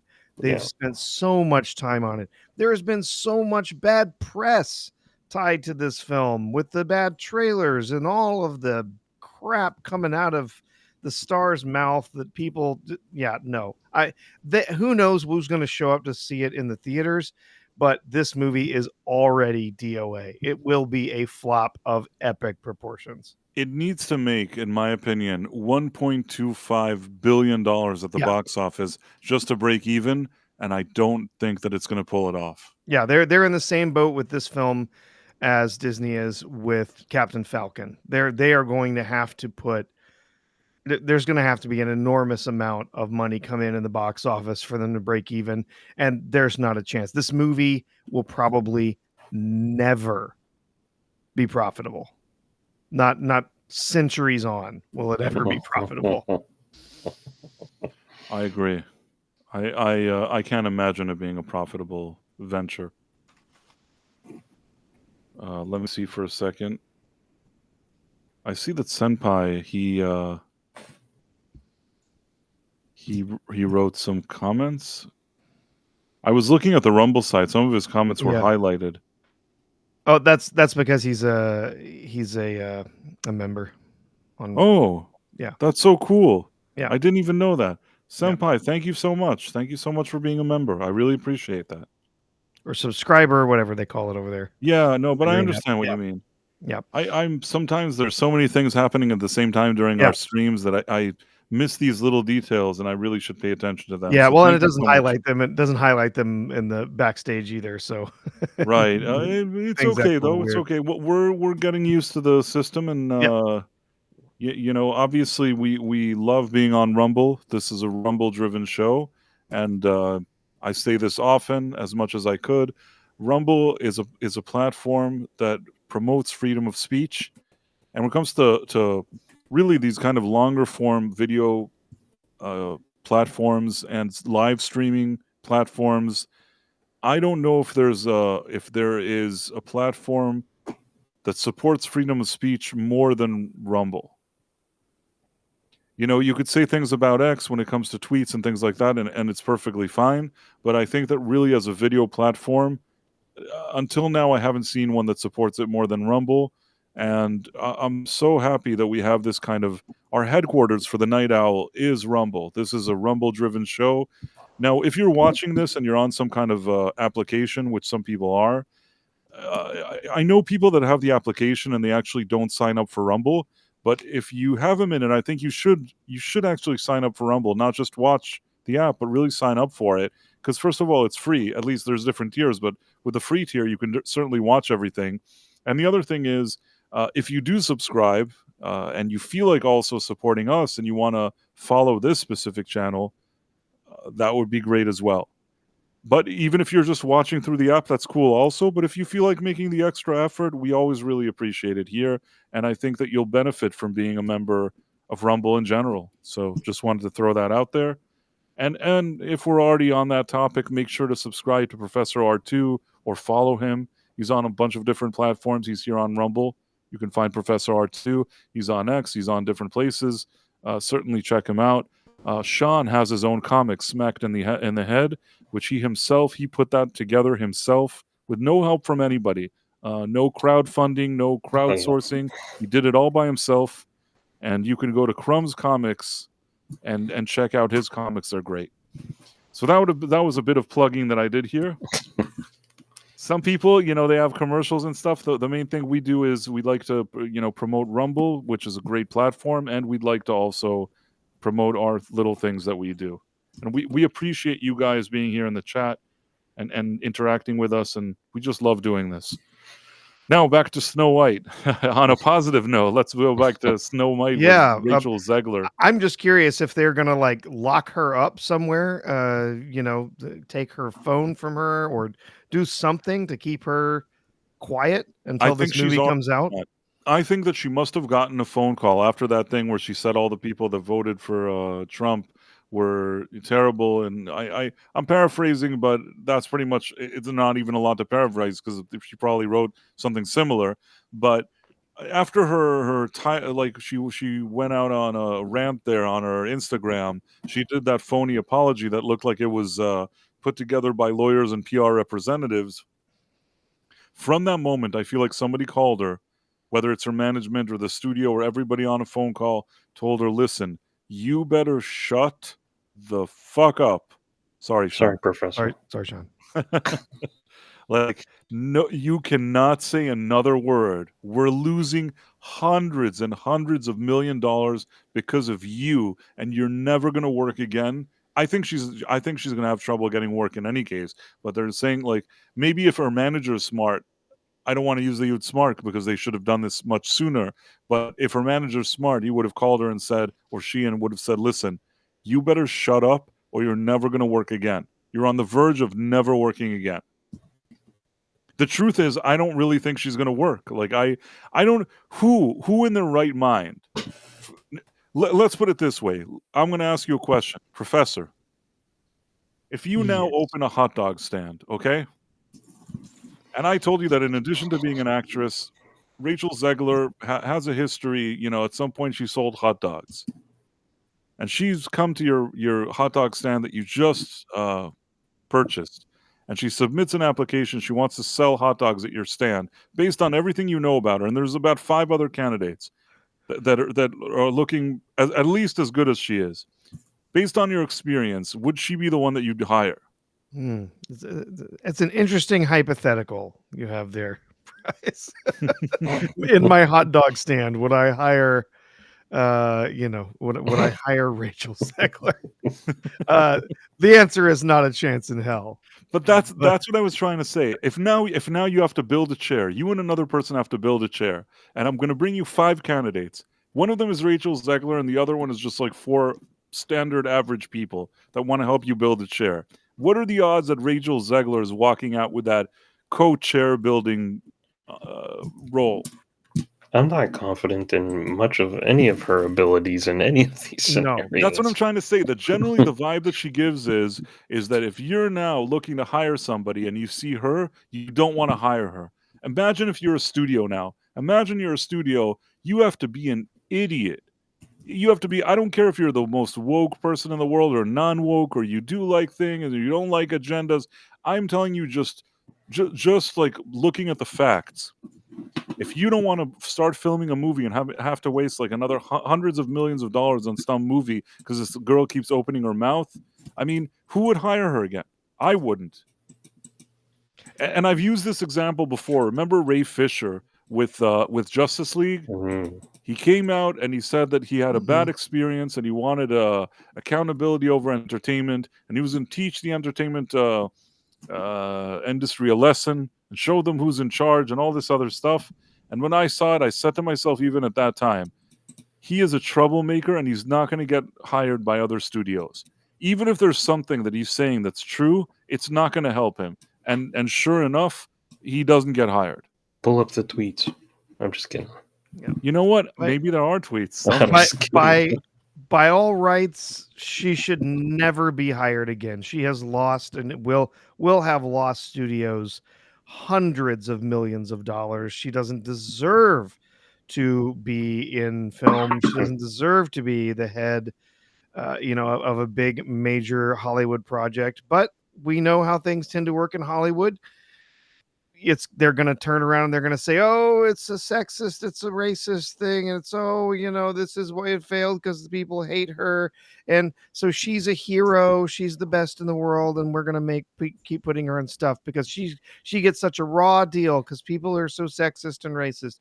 I mean, come on. People fail upwards in Hollywood all the time. People get to stay in their roles. For God's sake, Kathleen Kennedy has cost Disney billions of dollars, and she is Yes. still right there, running that studio continually into the ground. It's madness. All of Hollywood is madness. Yeah. Well, I it is agree. true. I mean, yeah, there's very little rationality going on I in don't Hollywood understand studios today. any of it. I don't understand what the intent was from the start. Okay, Sean, are you ready? Oh, okay. This Here is come the from tweet. March 3rd, 2021. My body is ready. Opinion. I believe Ray Fisher, but if I was his manager, I would have advised him to handle the Warner Brothers DC complaints differently than he did. Rather than accountability over entertainment, I think his strategy should have been accountability and entertainment. Take them to task and leverage his position to get more roles and money. I think I remember this tweet, actually. I am always at that moment in time when people are scrambling to make sense of it all. I do the exact. I say what's right. I tweet the exact correct thing at that moment, and this is the right thing. I didn't think that he was making up that he was being treated poorly. I just thought to myself that if he zoomed out for a second and had a decent manager whispering in his ear, first of all, most people, whether they're white, black, or anything, don't get a role in a superhero movie like this in the Justice League.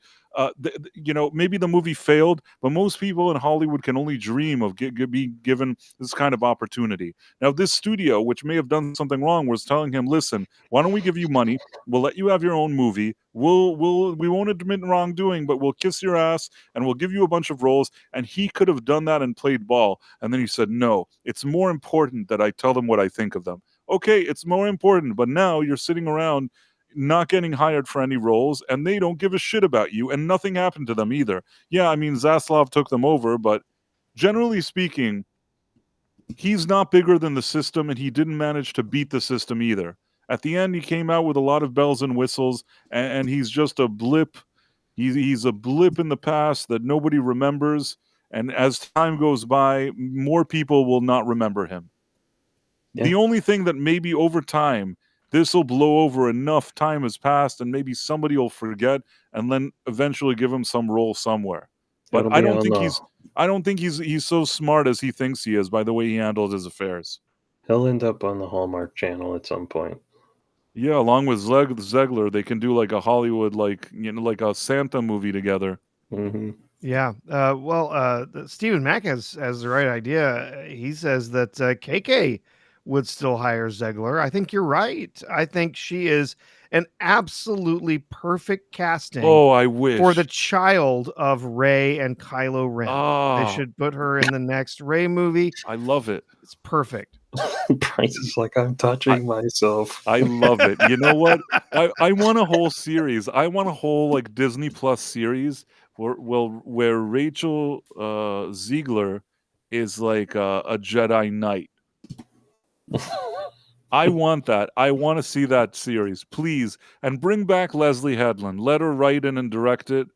Between Leslie, Rachel, and Kathleen Kennedy, sky's the limit as to what we can get there. Rachel, Jedi Justice Warrior. Weird. Well, next on our list, we have the Minecraft movie. What do you think of that one, Professor? I have talked to not just my son, but actually to some friends, kids, and nobody wants to watch this. Nobody. No. There is no one who wants to see this movie. I don't know where they got the idea for what they were trying to tell here. Nobody knows who this large black woman is supposed to be, or why she's there. No one knows why Jason Momoa is there in a pink jacket, and nobody knows why they would hire Jack Black to be the central character in this film. It is a complete swing and a miss. I do not get it. Whoever was advising them needs to never, ever work in Hollywood again. This is a disaster. This should have been a layup. This should have been an easy home run. Minecraft is still huge. Kids still love to play it. Still got a huge audience. It's a complete dud. I've never played the game. This movie looks horrendous. I have played the game for many hours. This looks horrendous. Yeah, I don't know. This just looks awful. It's giving me like a Borderland vibe or whatever it is. It's a misguided. Some of these companies really have to clean house when it comes to their creative divisions and creative executives. This just seems really off. I saw the commercial. I'm not saying that I play Minecraft all day, but I know enough about it. I mean, I played it before. It's not really my thing, but Like some of the monsters, yeah, as 3D models that are low res, they look fun to me.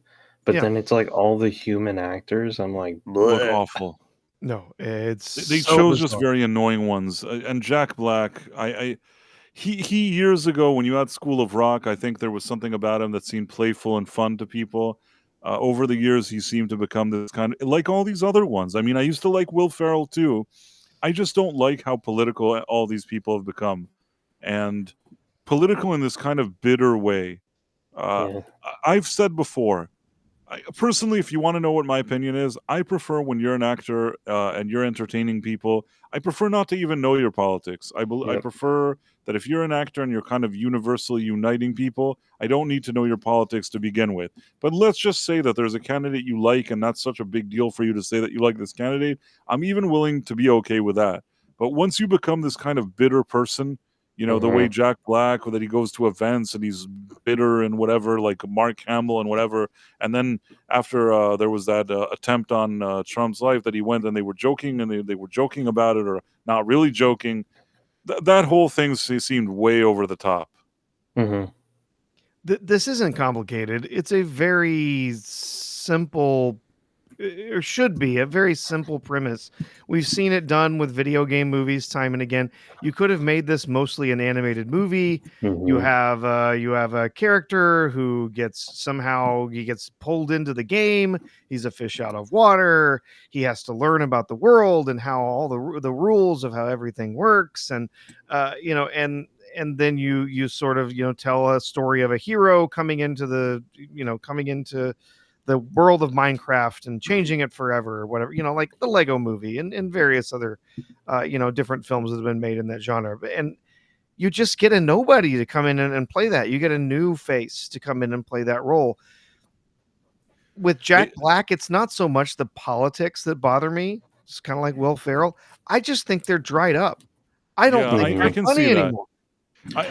I guess some of these guys, you see their shtick over and over and over again, and then at the end you don't feel like it. I will add that the politics don't add to it. It's like, no, they don't. If already they were kind of dried up, as you say, the final nail is how political they've become. It's like if you were already kind of on the fence about them, they're like telling you, well, we're kind of dried up, but now we want to annoy you even more.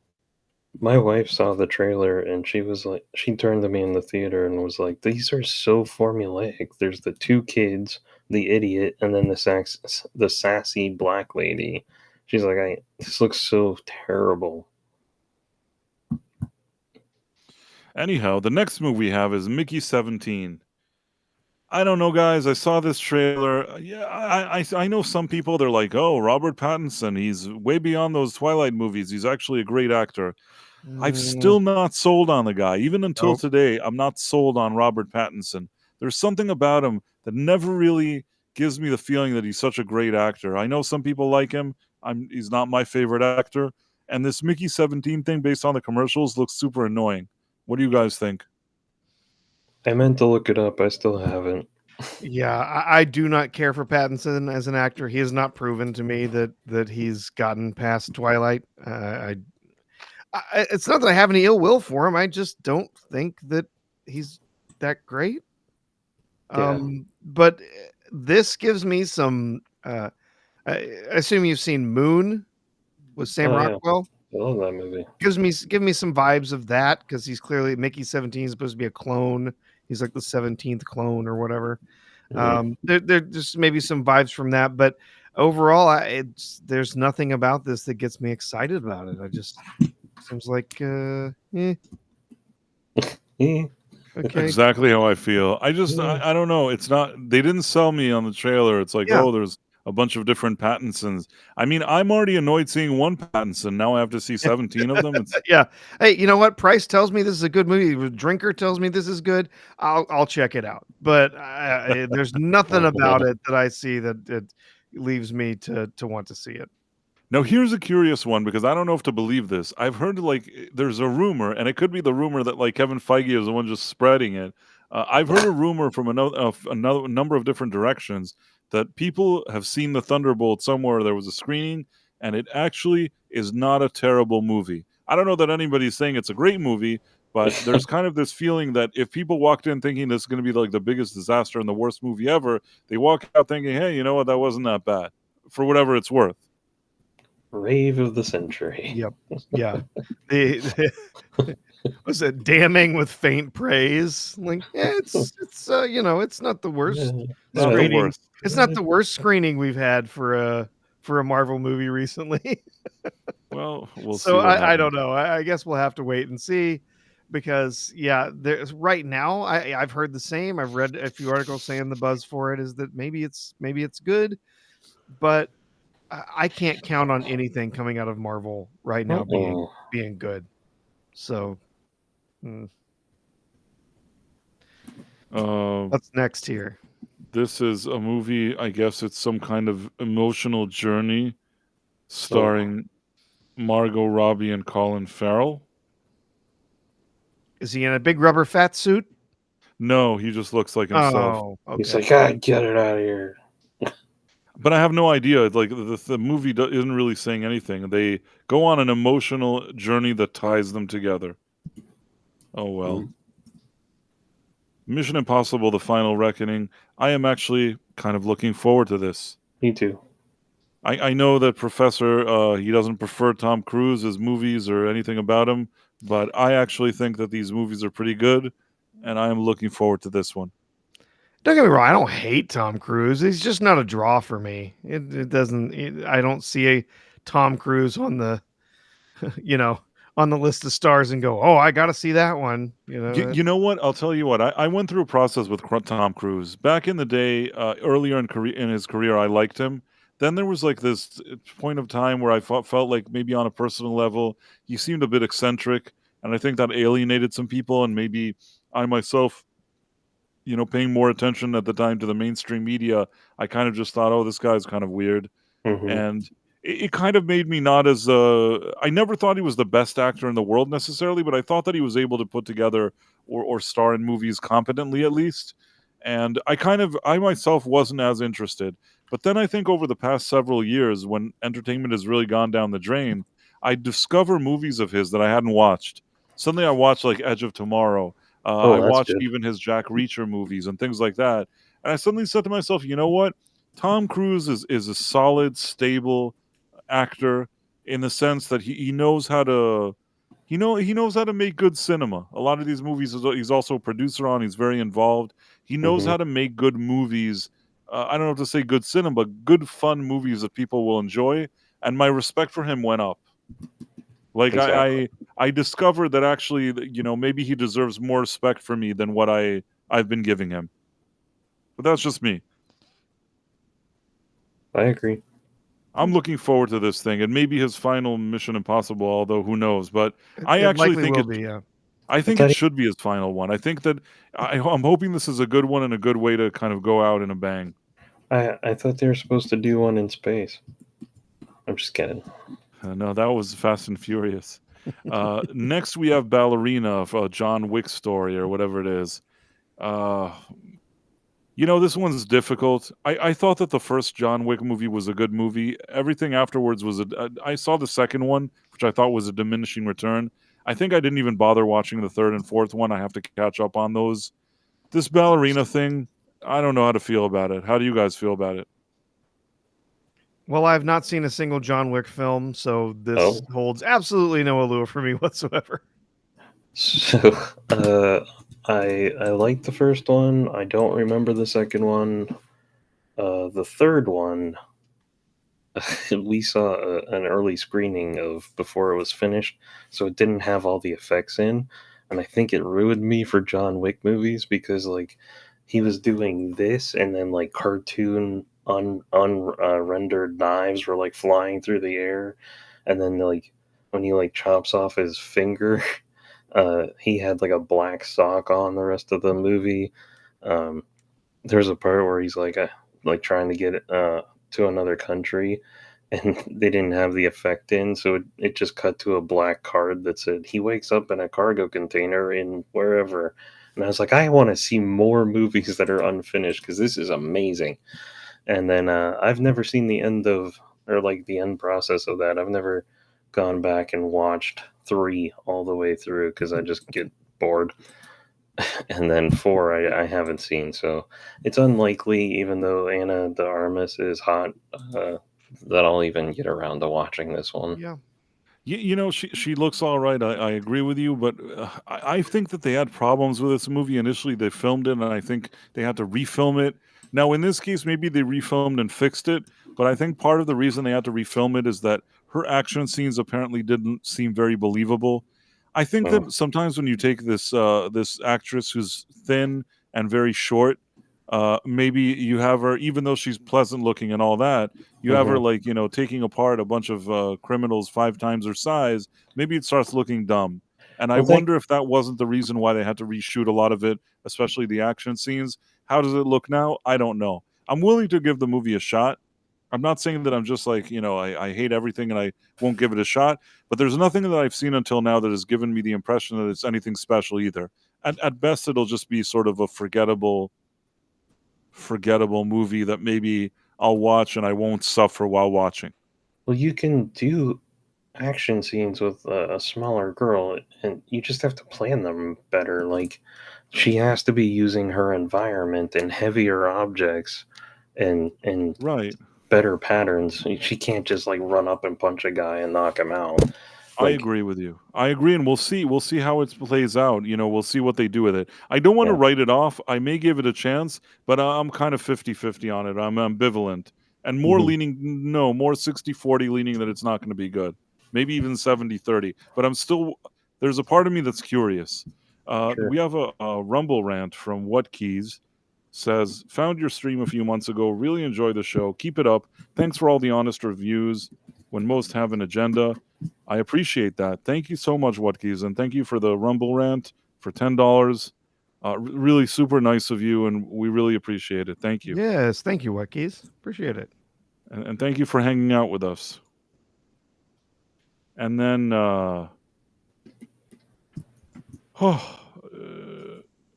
Barbara Lawrence says, Tom Cruise is, I don't get it for me. Yeah, people like him, but I don't get it. I understand. People have different thoughts. Again, I went through a different a kind of a roller coaster of thoughts because I used to really like him, and then I kind of wasn't as fond of him, and now I kind of like him. I don't know. Hmm. Things are strange sometimes. What can I say? Yeah. Let's see what the next one on this list is. Elio, theaters June 13th. I don't even know what this is. Pixar and It's animation. Disney one, yeah, Pixar. Don't know what this thing does. I have no way to really evaluate it. Pixar hasn't been Pixar in many years. I'm not saying this will be crap. I just don't know. A space fanatic with an active imagination finds himself on a cosmic adventure where he must form new bonds with alien life forms. Yeah, I don't care. Okay. How to Train Your Dragon live action. This already has gotten people thinking that something fishy about it. Never want to see it. Yeah, I guess. Then you have F1 in theaters. That is Brad Pitt's film where he's a race car driver.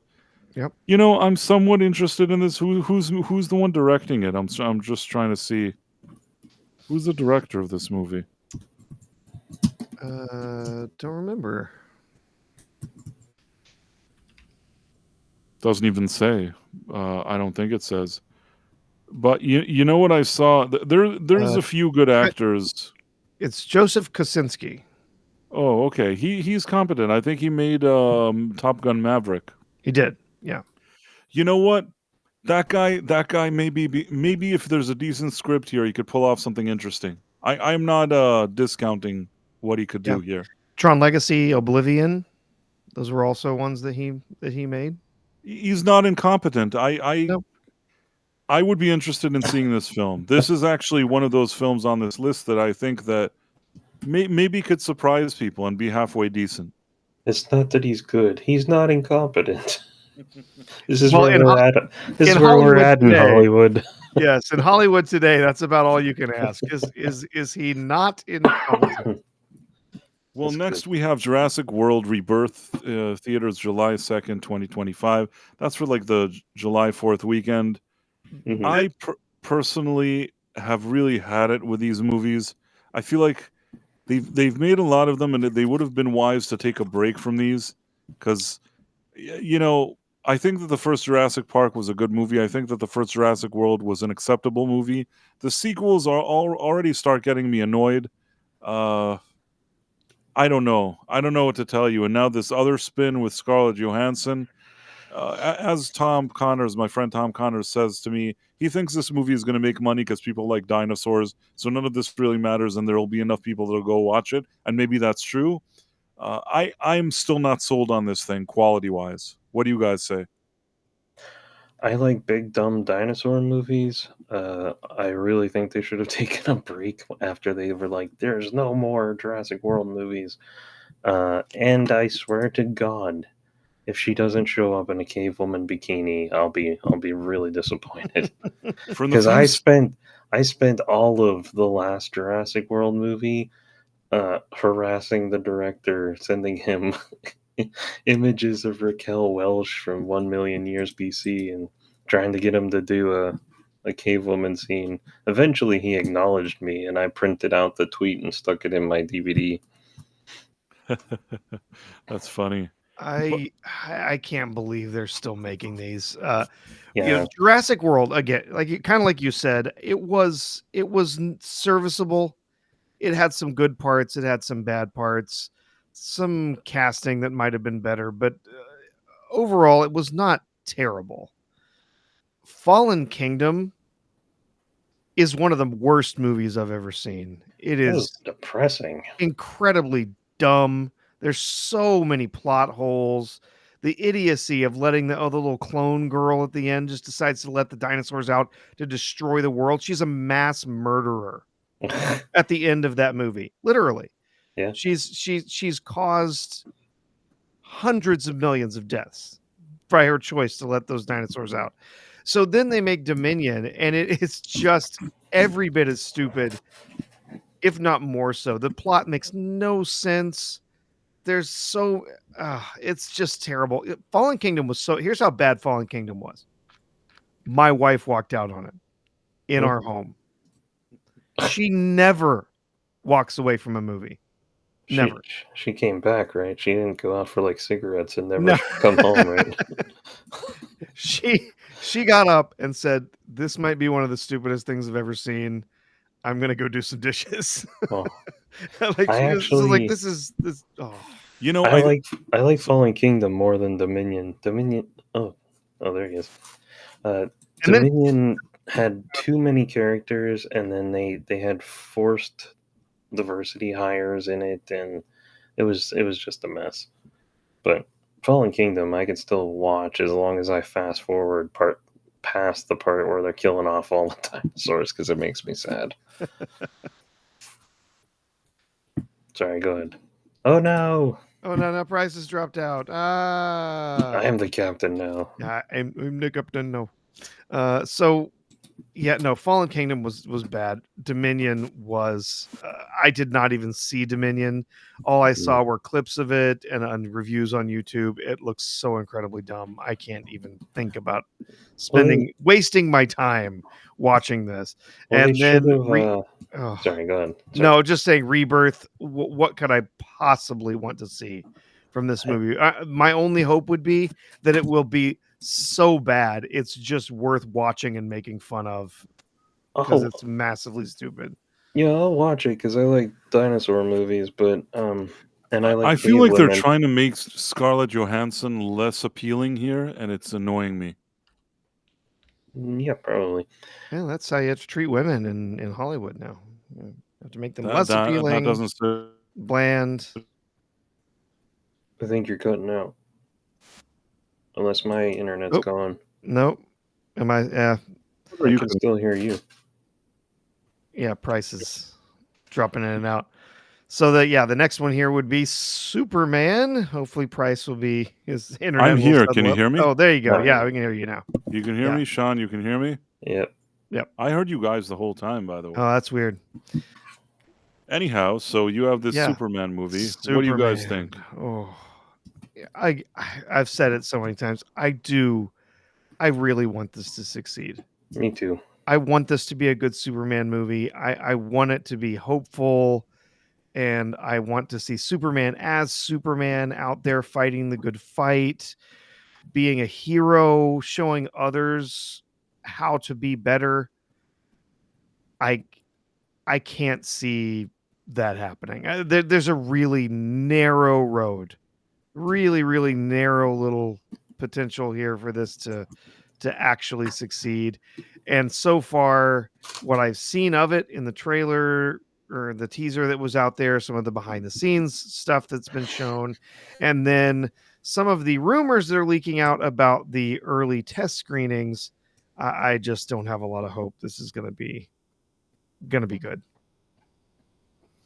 I tend to agree with you. I haven't been hearing good things, at least rumor wise, but I don't know. I still, there's a part of me that really hopes that somehow it'll be a good movie. I don't want to see a bad Superman movie. I really want it to be good.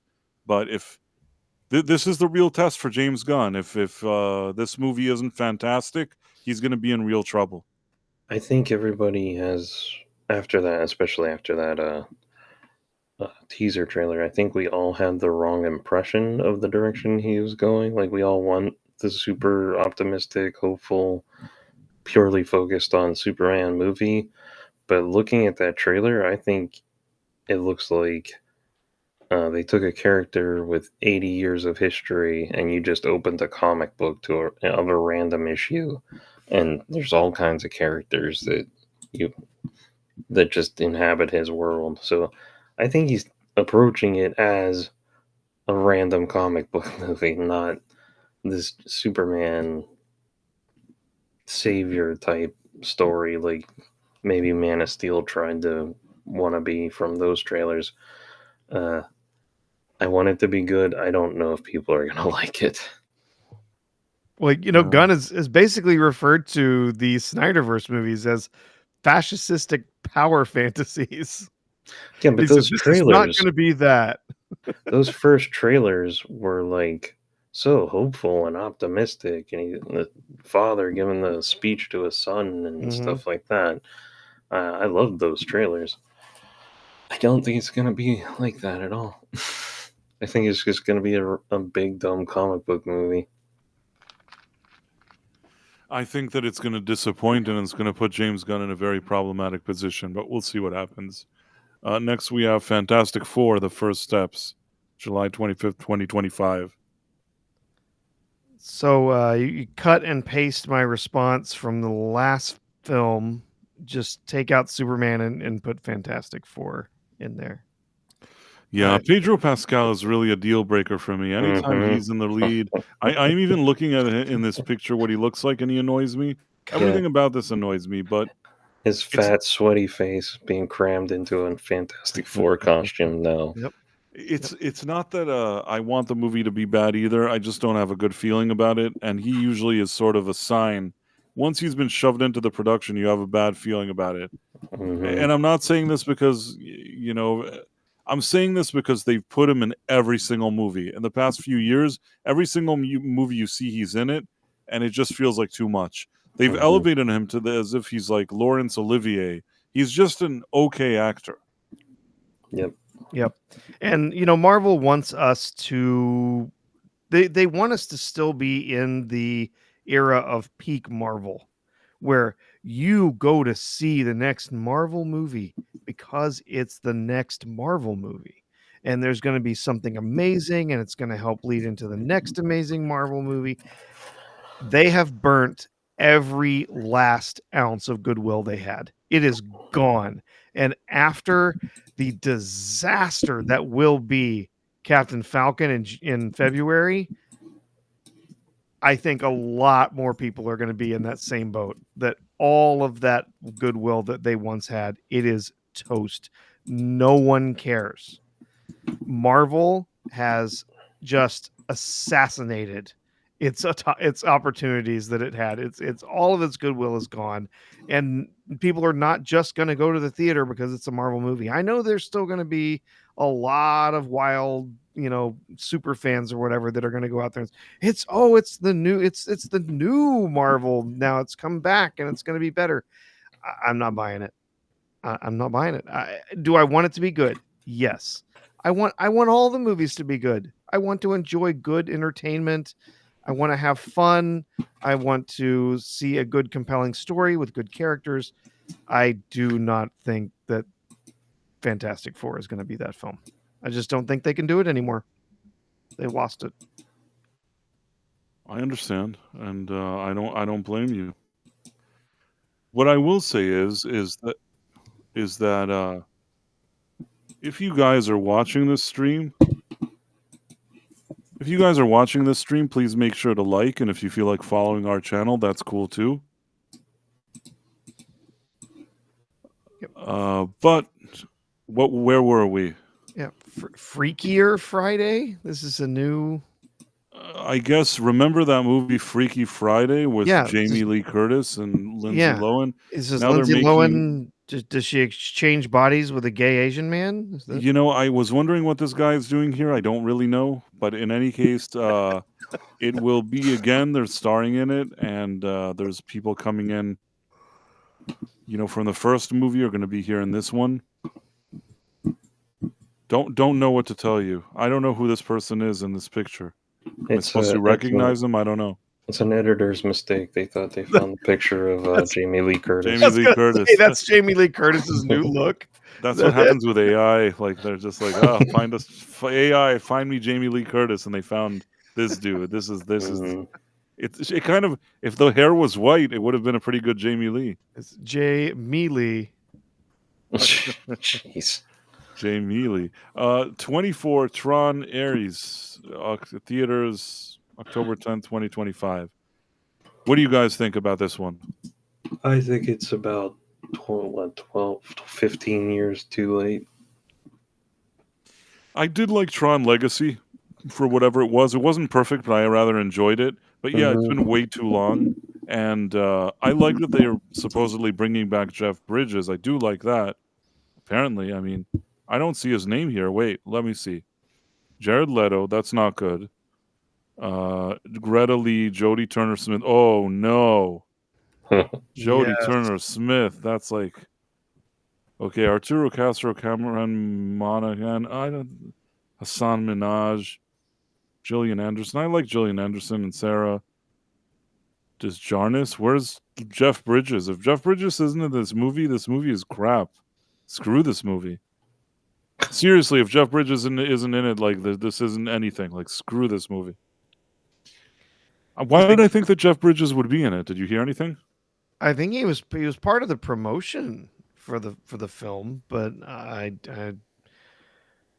don't know that he's actually. Well, it says Jeff Bridges listed as Kevin Flynn on IMDb. So let's hope it's not some weird flashback or like a recording, a video recording that he's like, "Hi, I'm Jeff Flynn. I'll see you later."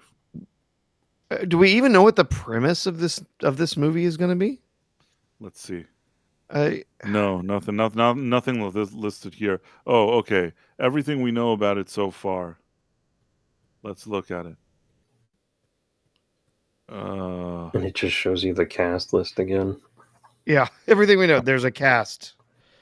People have been hired. Jared Leto's in it, so it's not going to succeed. Oh, it does say Jeff Bridges, who starred in Tron Legacy, will return for the third installment of the franchise. So the quick blurb on IMDb says a highly sophisticated program Ares is sent from the digital world into the real world on a dangerous mission. So it's going to be programs running around as people? It's going to be Terminator. I really want to know what happened to Yeah. the character that Gareth Hedlund or whatever his name is played along with Olivia Wilde's character. I really wanted to see what happened to them. What is this other nonsense? But whatever. I don't know. Did you say you had drinks with Gareth Hedlund? What? No, I didn't have. But Oh, okay. what I think what somebody said, was it you or Tom or somebody that said to me that it seemed like he had he cut his hair for Tulsa King, and some people are wondering if he didn't cut his hair because he has a role, some kind of role, even a small role in the new Tron movie. Because now the way he cut his hair on Tulsa King for season 2 was more along the lines of the type of haircut he had in the movie. Yeah. I mean, I thought he was all right. I didn't mind seeing more of that character and of Jeff Bridges. I was kind of sorry that they didn't continue it. I would still prefer to see that, but I don't know. If Jeff Bridges is in it, I'll give this new one a chance, even though I'm doing it begrudgingly. Let's see what else they have. Oh, sorry, we have to go back. So the Black Phone 2. I admit I didn't see the Black Phone 1. I You know wanted anything to. about- I didn't get to. Didn't see it, have nothing to say about it. Yeah. Predator Badlands Theaters. Stop Predator making them. Badlands?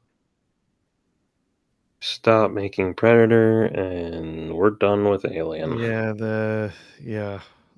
These franchises, if nothing else, need a break. I feel like there's too much crap. Wicked for Good, Wicked What? Part 2.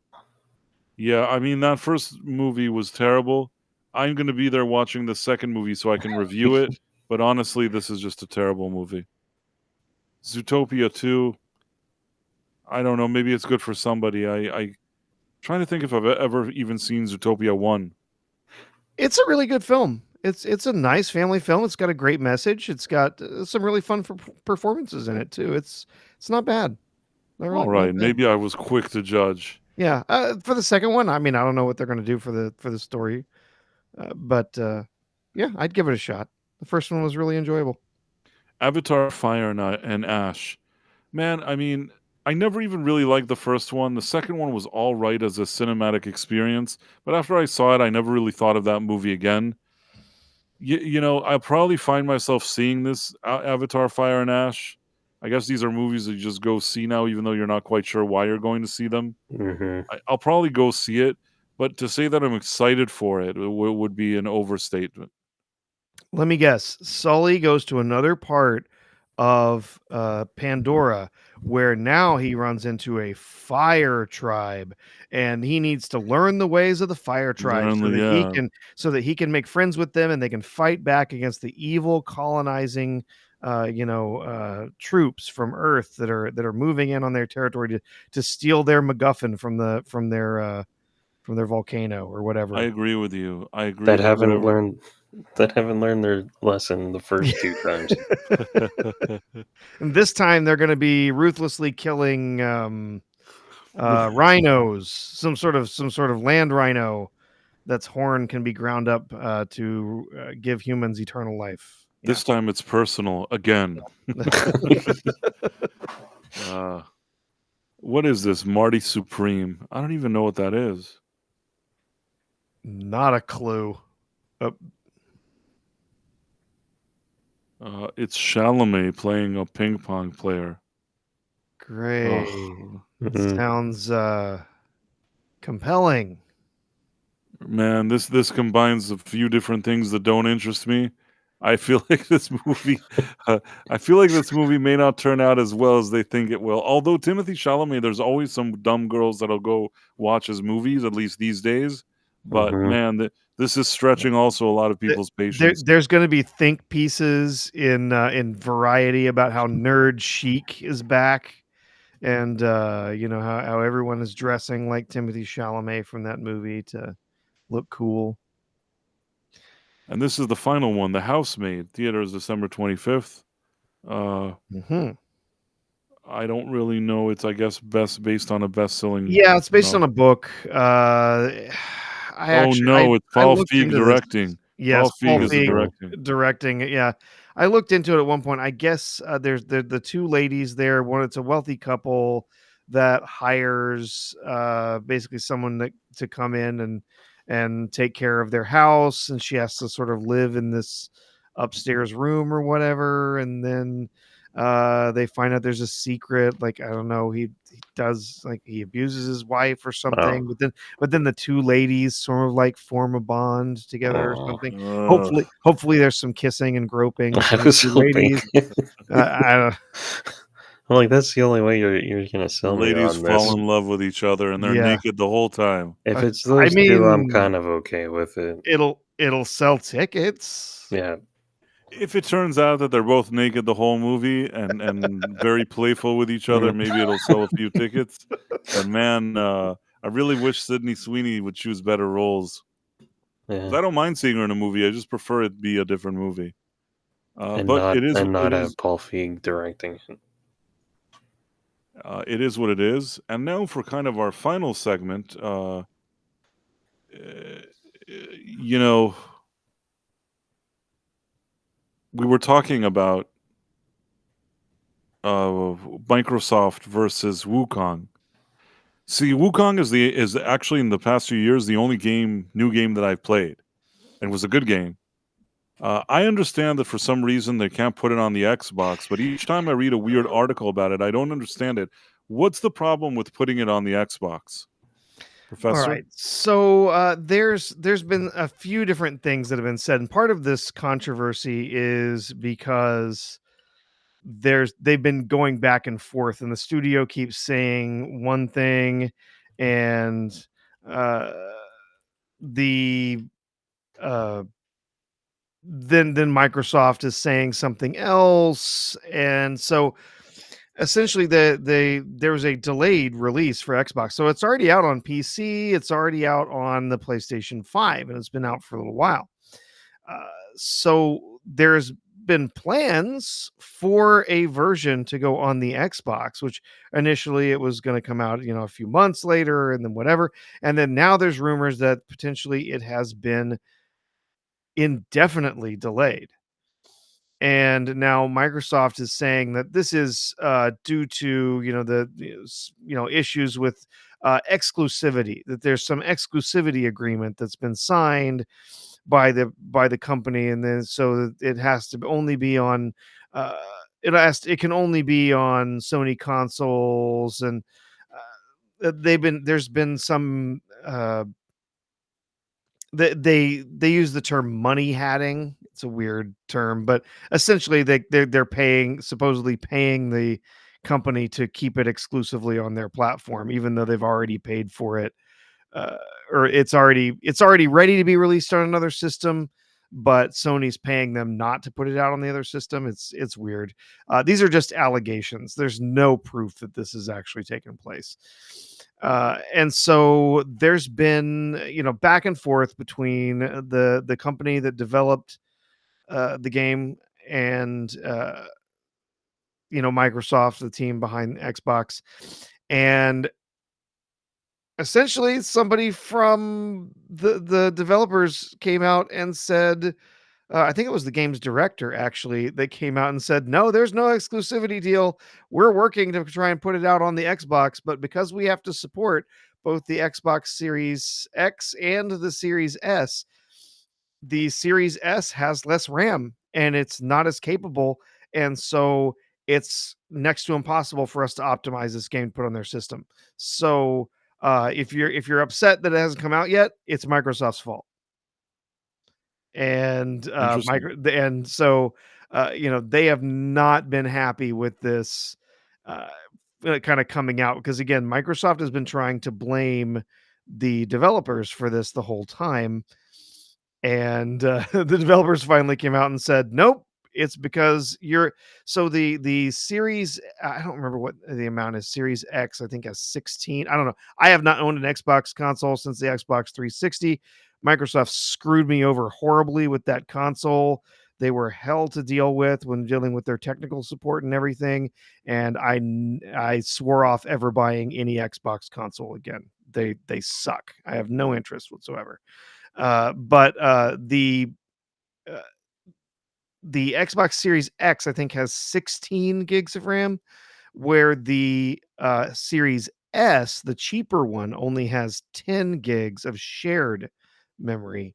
And so there's been major issues with the developer being able to try and get their engine and everything, get all of their textures and everything loaded so that they would have a playable, enjoyable experience on the weaker console. And essentially, to put it out, they can't just say this only plays on the Series X console. This only plays on the better one, right? They can't do that.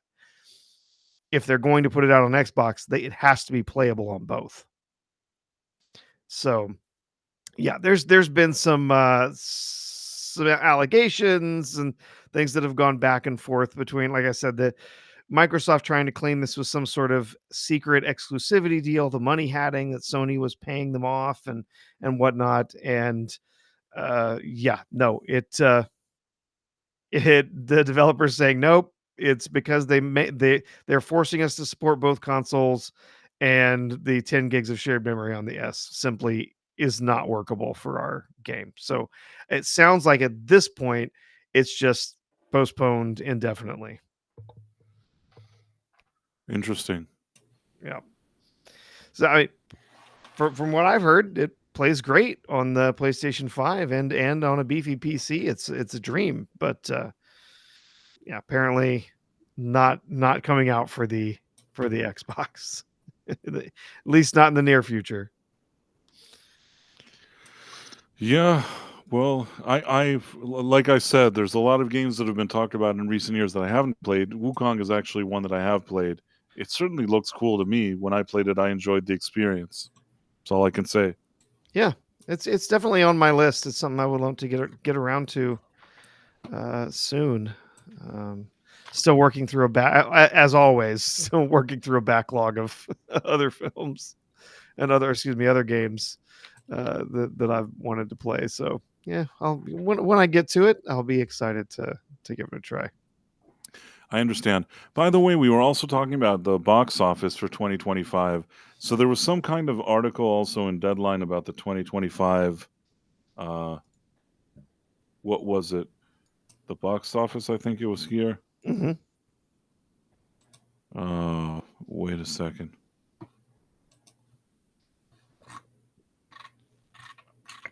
Box office finals at 8.7 billion. How the studios stand. I don't think that's what the thing initially was called. I think it had a more like kind of gloomy title. Maybe they changed it. I'm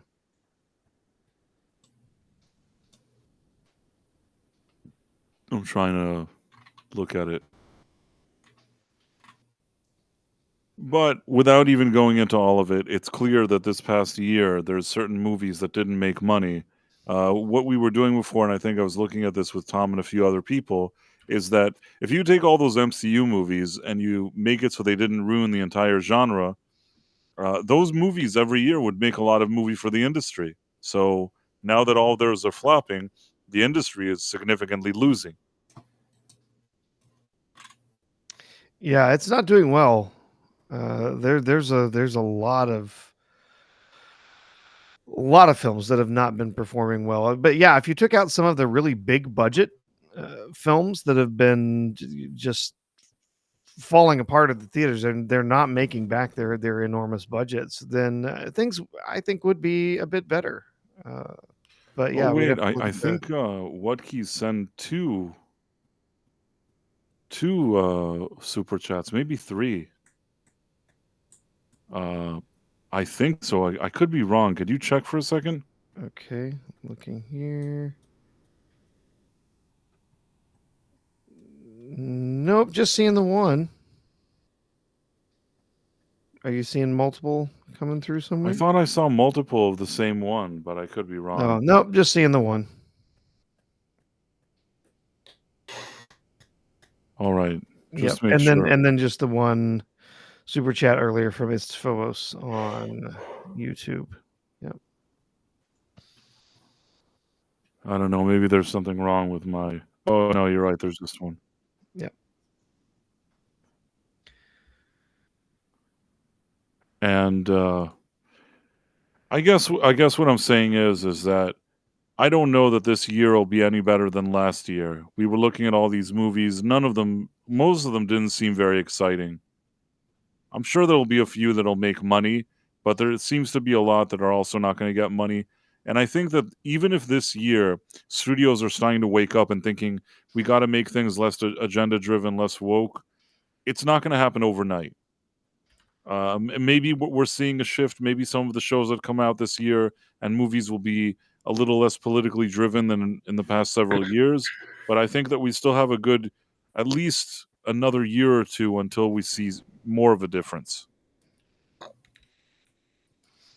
Yeah, it's going to take time. It's going to take time for scripts to work their way through production. It's going to take time for people to leave or be fired. It's going to take time for some of the studios to decide what they actually want to be producing and realize that no, they're not making money off of the garbage that they've been putting out. And, honestly, I think a lot of studios actually realize already that they've been losing significantly at the box office and losing advertisers and all sorts of different areas because the content they've been making, the films, television shows, they're not working. People aren't interested in watching watching what they're putting out, and they're not making money. And if they keep going in the same direction, it's going to be even worse for them, because I think finally there's a lot of people out in different culture, different parts of the world, US especially, but also things starting to change maybe a little bit in areas of Europe, maybe in Canada, where people are just rejecting a lot of the ideology that's been forced on them over these past 10 years or so, and they are simply not going to go to the theater to watch that stuff. They're not going to do it. They're done. I agree. And even AOC's done. Apparently, she's ready to move on. Right? She was taking her pronouns out of her bio. She's ready to move on, and she again moderate so she can she be says the that they happen to fall off. That's what she said. yeah, She fell yeah. off. She wants to moderate so she can be the presidential candidate 2028. We're all gonna laugh real hard. It's gonna be real fun. But yeah. Anyhow, on this very, very positive note that we're giving here, Yes. because I dropped out and came back, I think, like Sean is doing now. Where is Sean? Oh, here he's back. Maybe you can help me with some of these names, because I think that in some cases I don't have access to all the names from our lists. Yeah, from early on, of course, some of them will have mine reset at 1.2, so but we'll try to get to as many of them as we can. I've got American Sun 76, and that is all I see. Oh yeah, yours just got reset.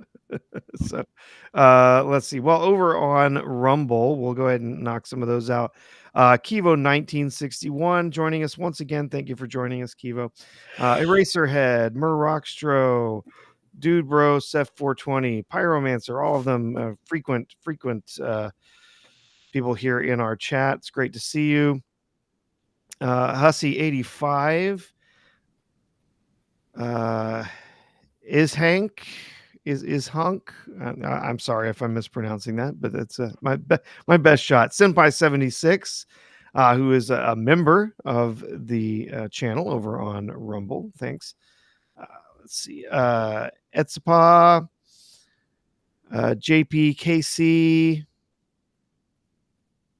Minuamk. Okay, well, it's the best I can do. Criticism Kitten, great name, by the way. Mayanki, Demikashi, Folsom Lockdown, Abu Musa BJM, Ari Drop, Sissa 24, onto a articulated American Sun 76, Phantom Monk. Again, thanks for joining us. Thanks for being a regular here in our chat. What do we have over on YouTube? I think mine might have reset similarly to yours, so we can look through here. The Big Ship joining us on Joshua Calkins, Barbara Lawrence. Hey there, Barbara. Istophobos, good friend of the channel. Good to see you, Istophobos. The Big Ship. Empress in M. Scott Hotvet. Faye, thanks for joining us. Got Adam Gray, again, friend of the channel. Glad to see you here. Your favorite, I Have No Dick, is here this evening, Price. Always good to see him. Always good to see you. Oh, yeah. Let's see who else. Yeah, we will have lost some from earlier on. Marla Cherendoff is here, another friend of the channel. Great to see you, Marla. I see MKRR22, American Sun 76, saying newspapers are dead. Yes, they are. Istophobos, Scott Hotvet, Kitty Bear, Jeanette, Robnut Skubla, Faye, Cosgrove. I don't know if I said ones that you've already said. No, that's all right. Big Ship, I think we can mention them twice. Stephen Mack. I like Jeanette. Jeanette's cool. Jonathan Conroy, Joshua Calkins. I don't know if you've said all of these, and I'm just saying them again, but saw those on a few in there that I've missed. So yeah, that's good. Let's see if we had some Ghost Fixter. We had some glitches today that I had to come back in and out. So if I've missed some of the names here, really sorry. We do actually read your comments and we enjoy them while we're talking. We want to thank you guys for hanging out with us. I think that there's absolutely a really nice crew by now that kind of hangs out with us on Tuesday and Thursday. And I'm always very grateful for that. And I want to thank everybody for joining us. As I said, Professor R2, he has his own channel here on Rumble, and you can find him on X, Professor R2. In addition to that, you have Sean with his comics, Crumbs Comics. You should check that out. Sean, feel free if you want. You could put links and stuff. I don't really know what I'm doing.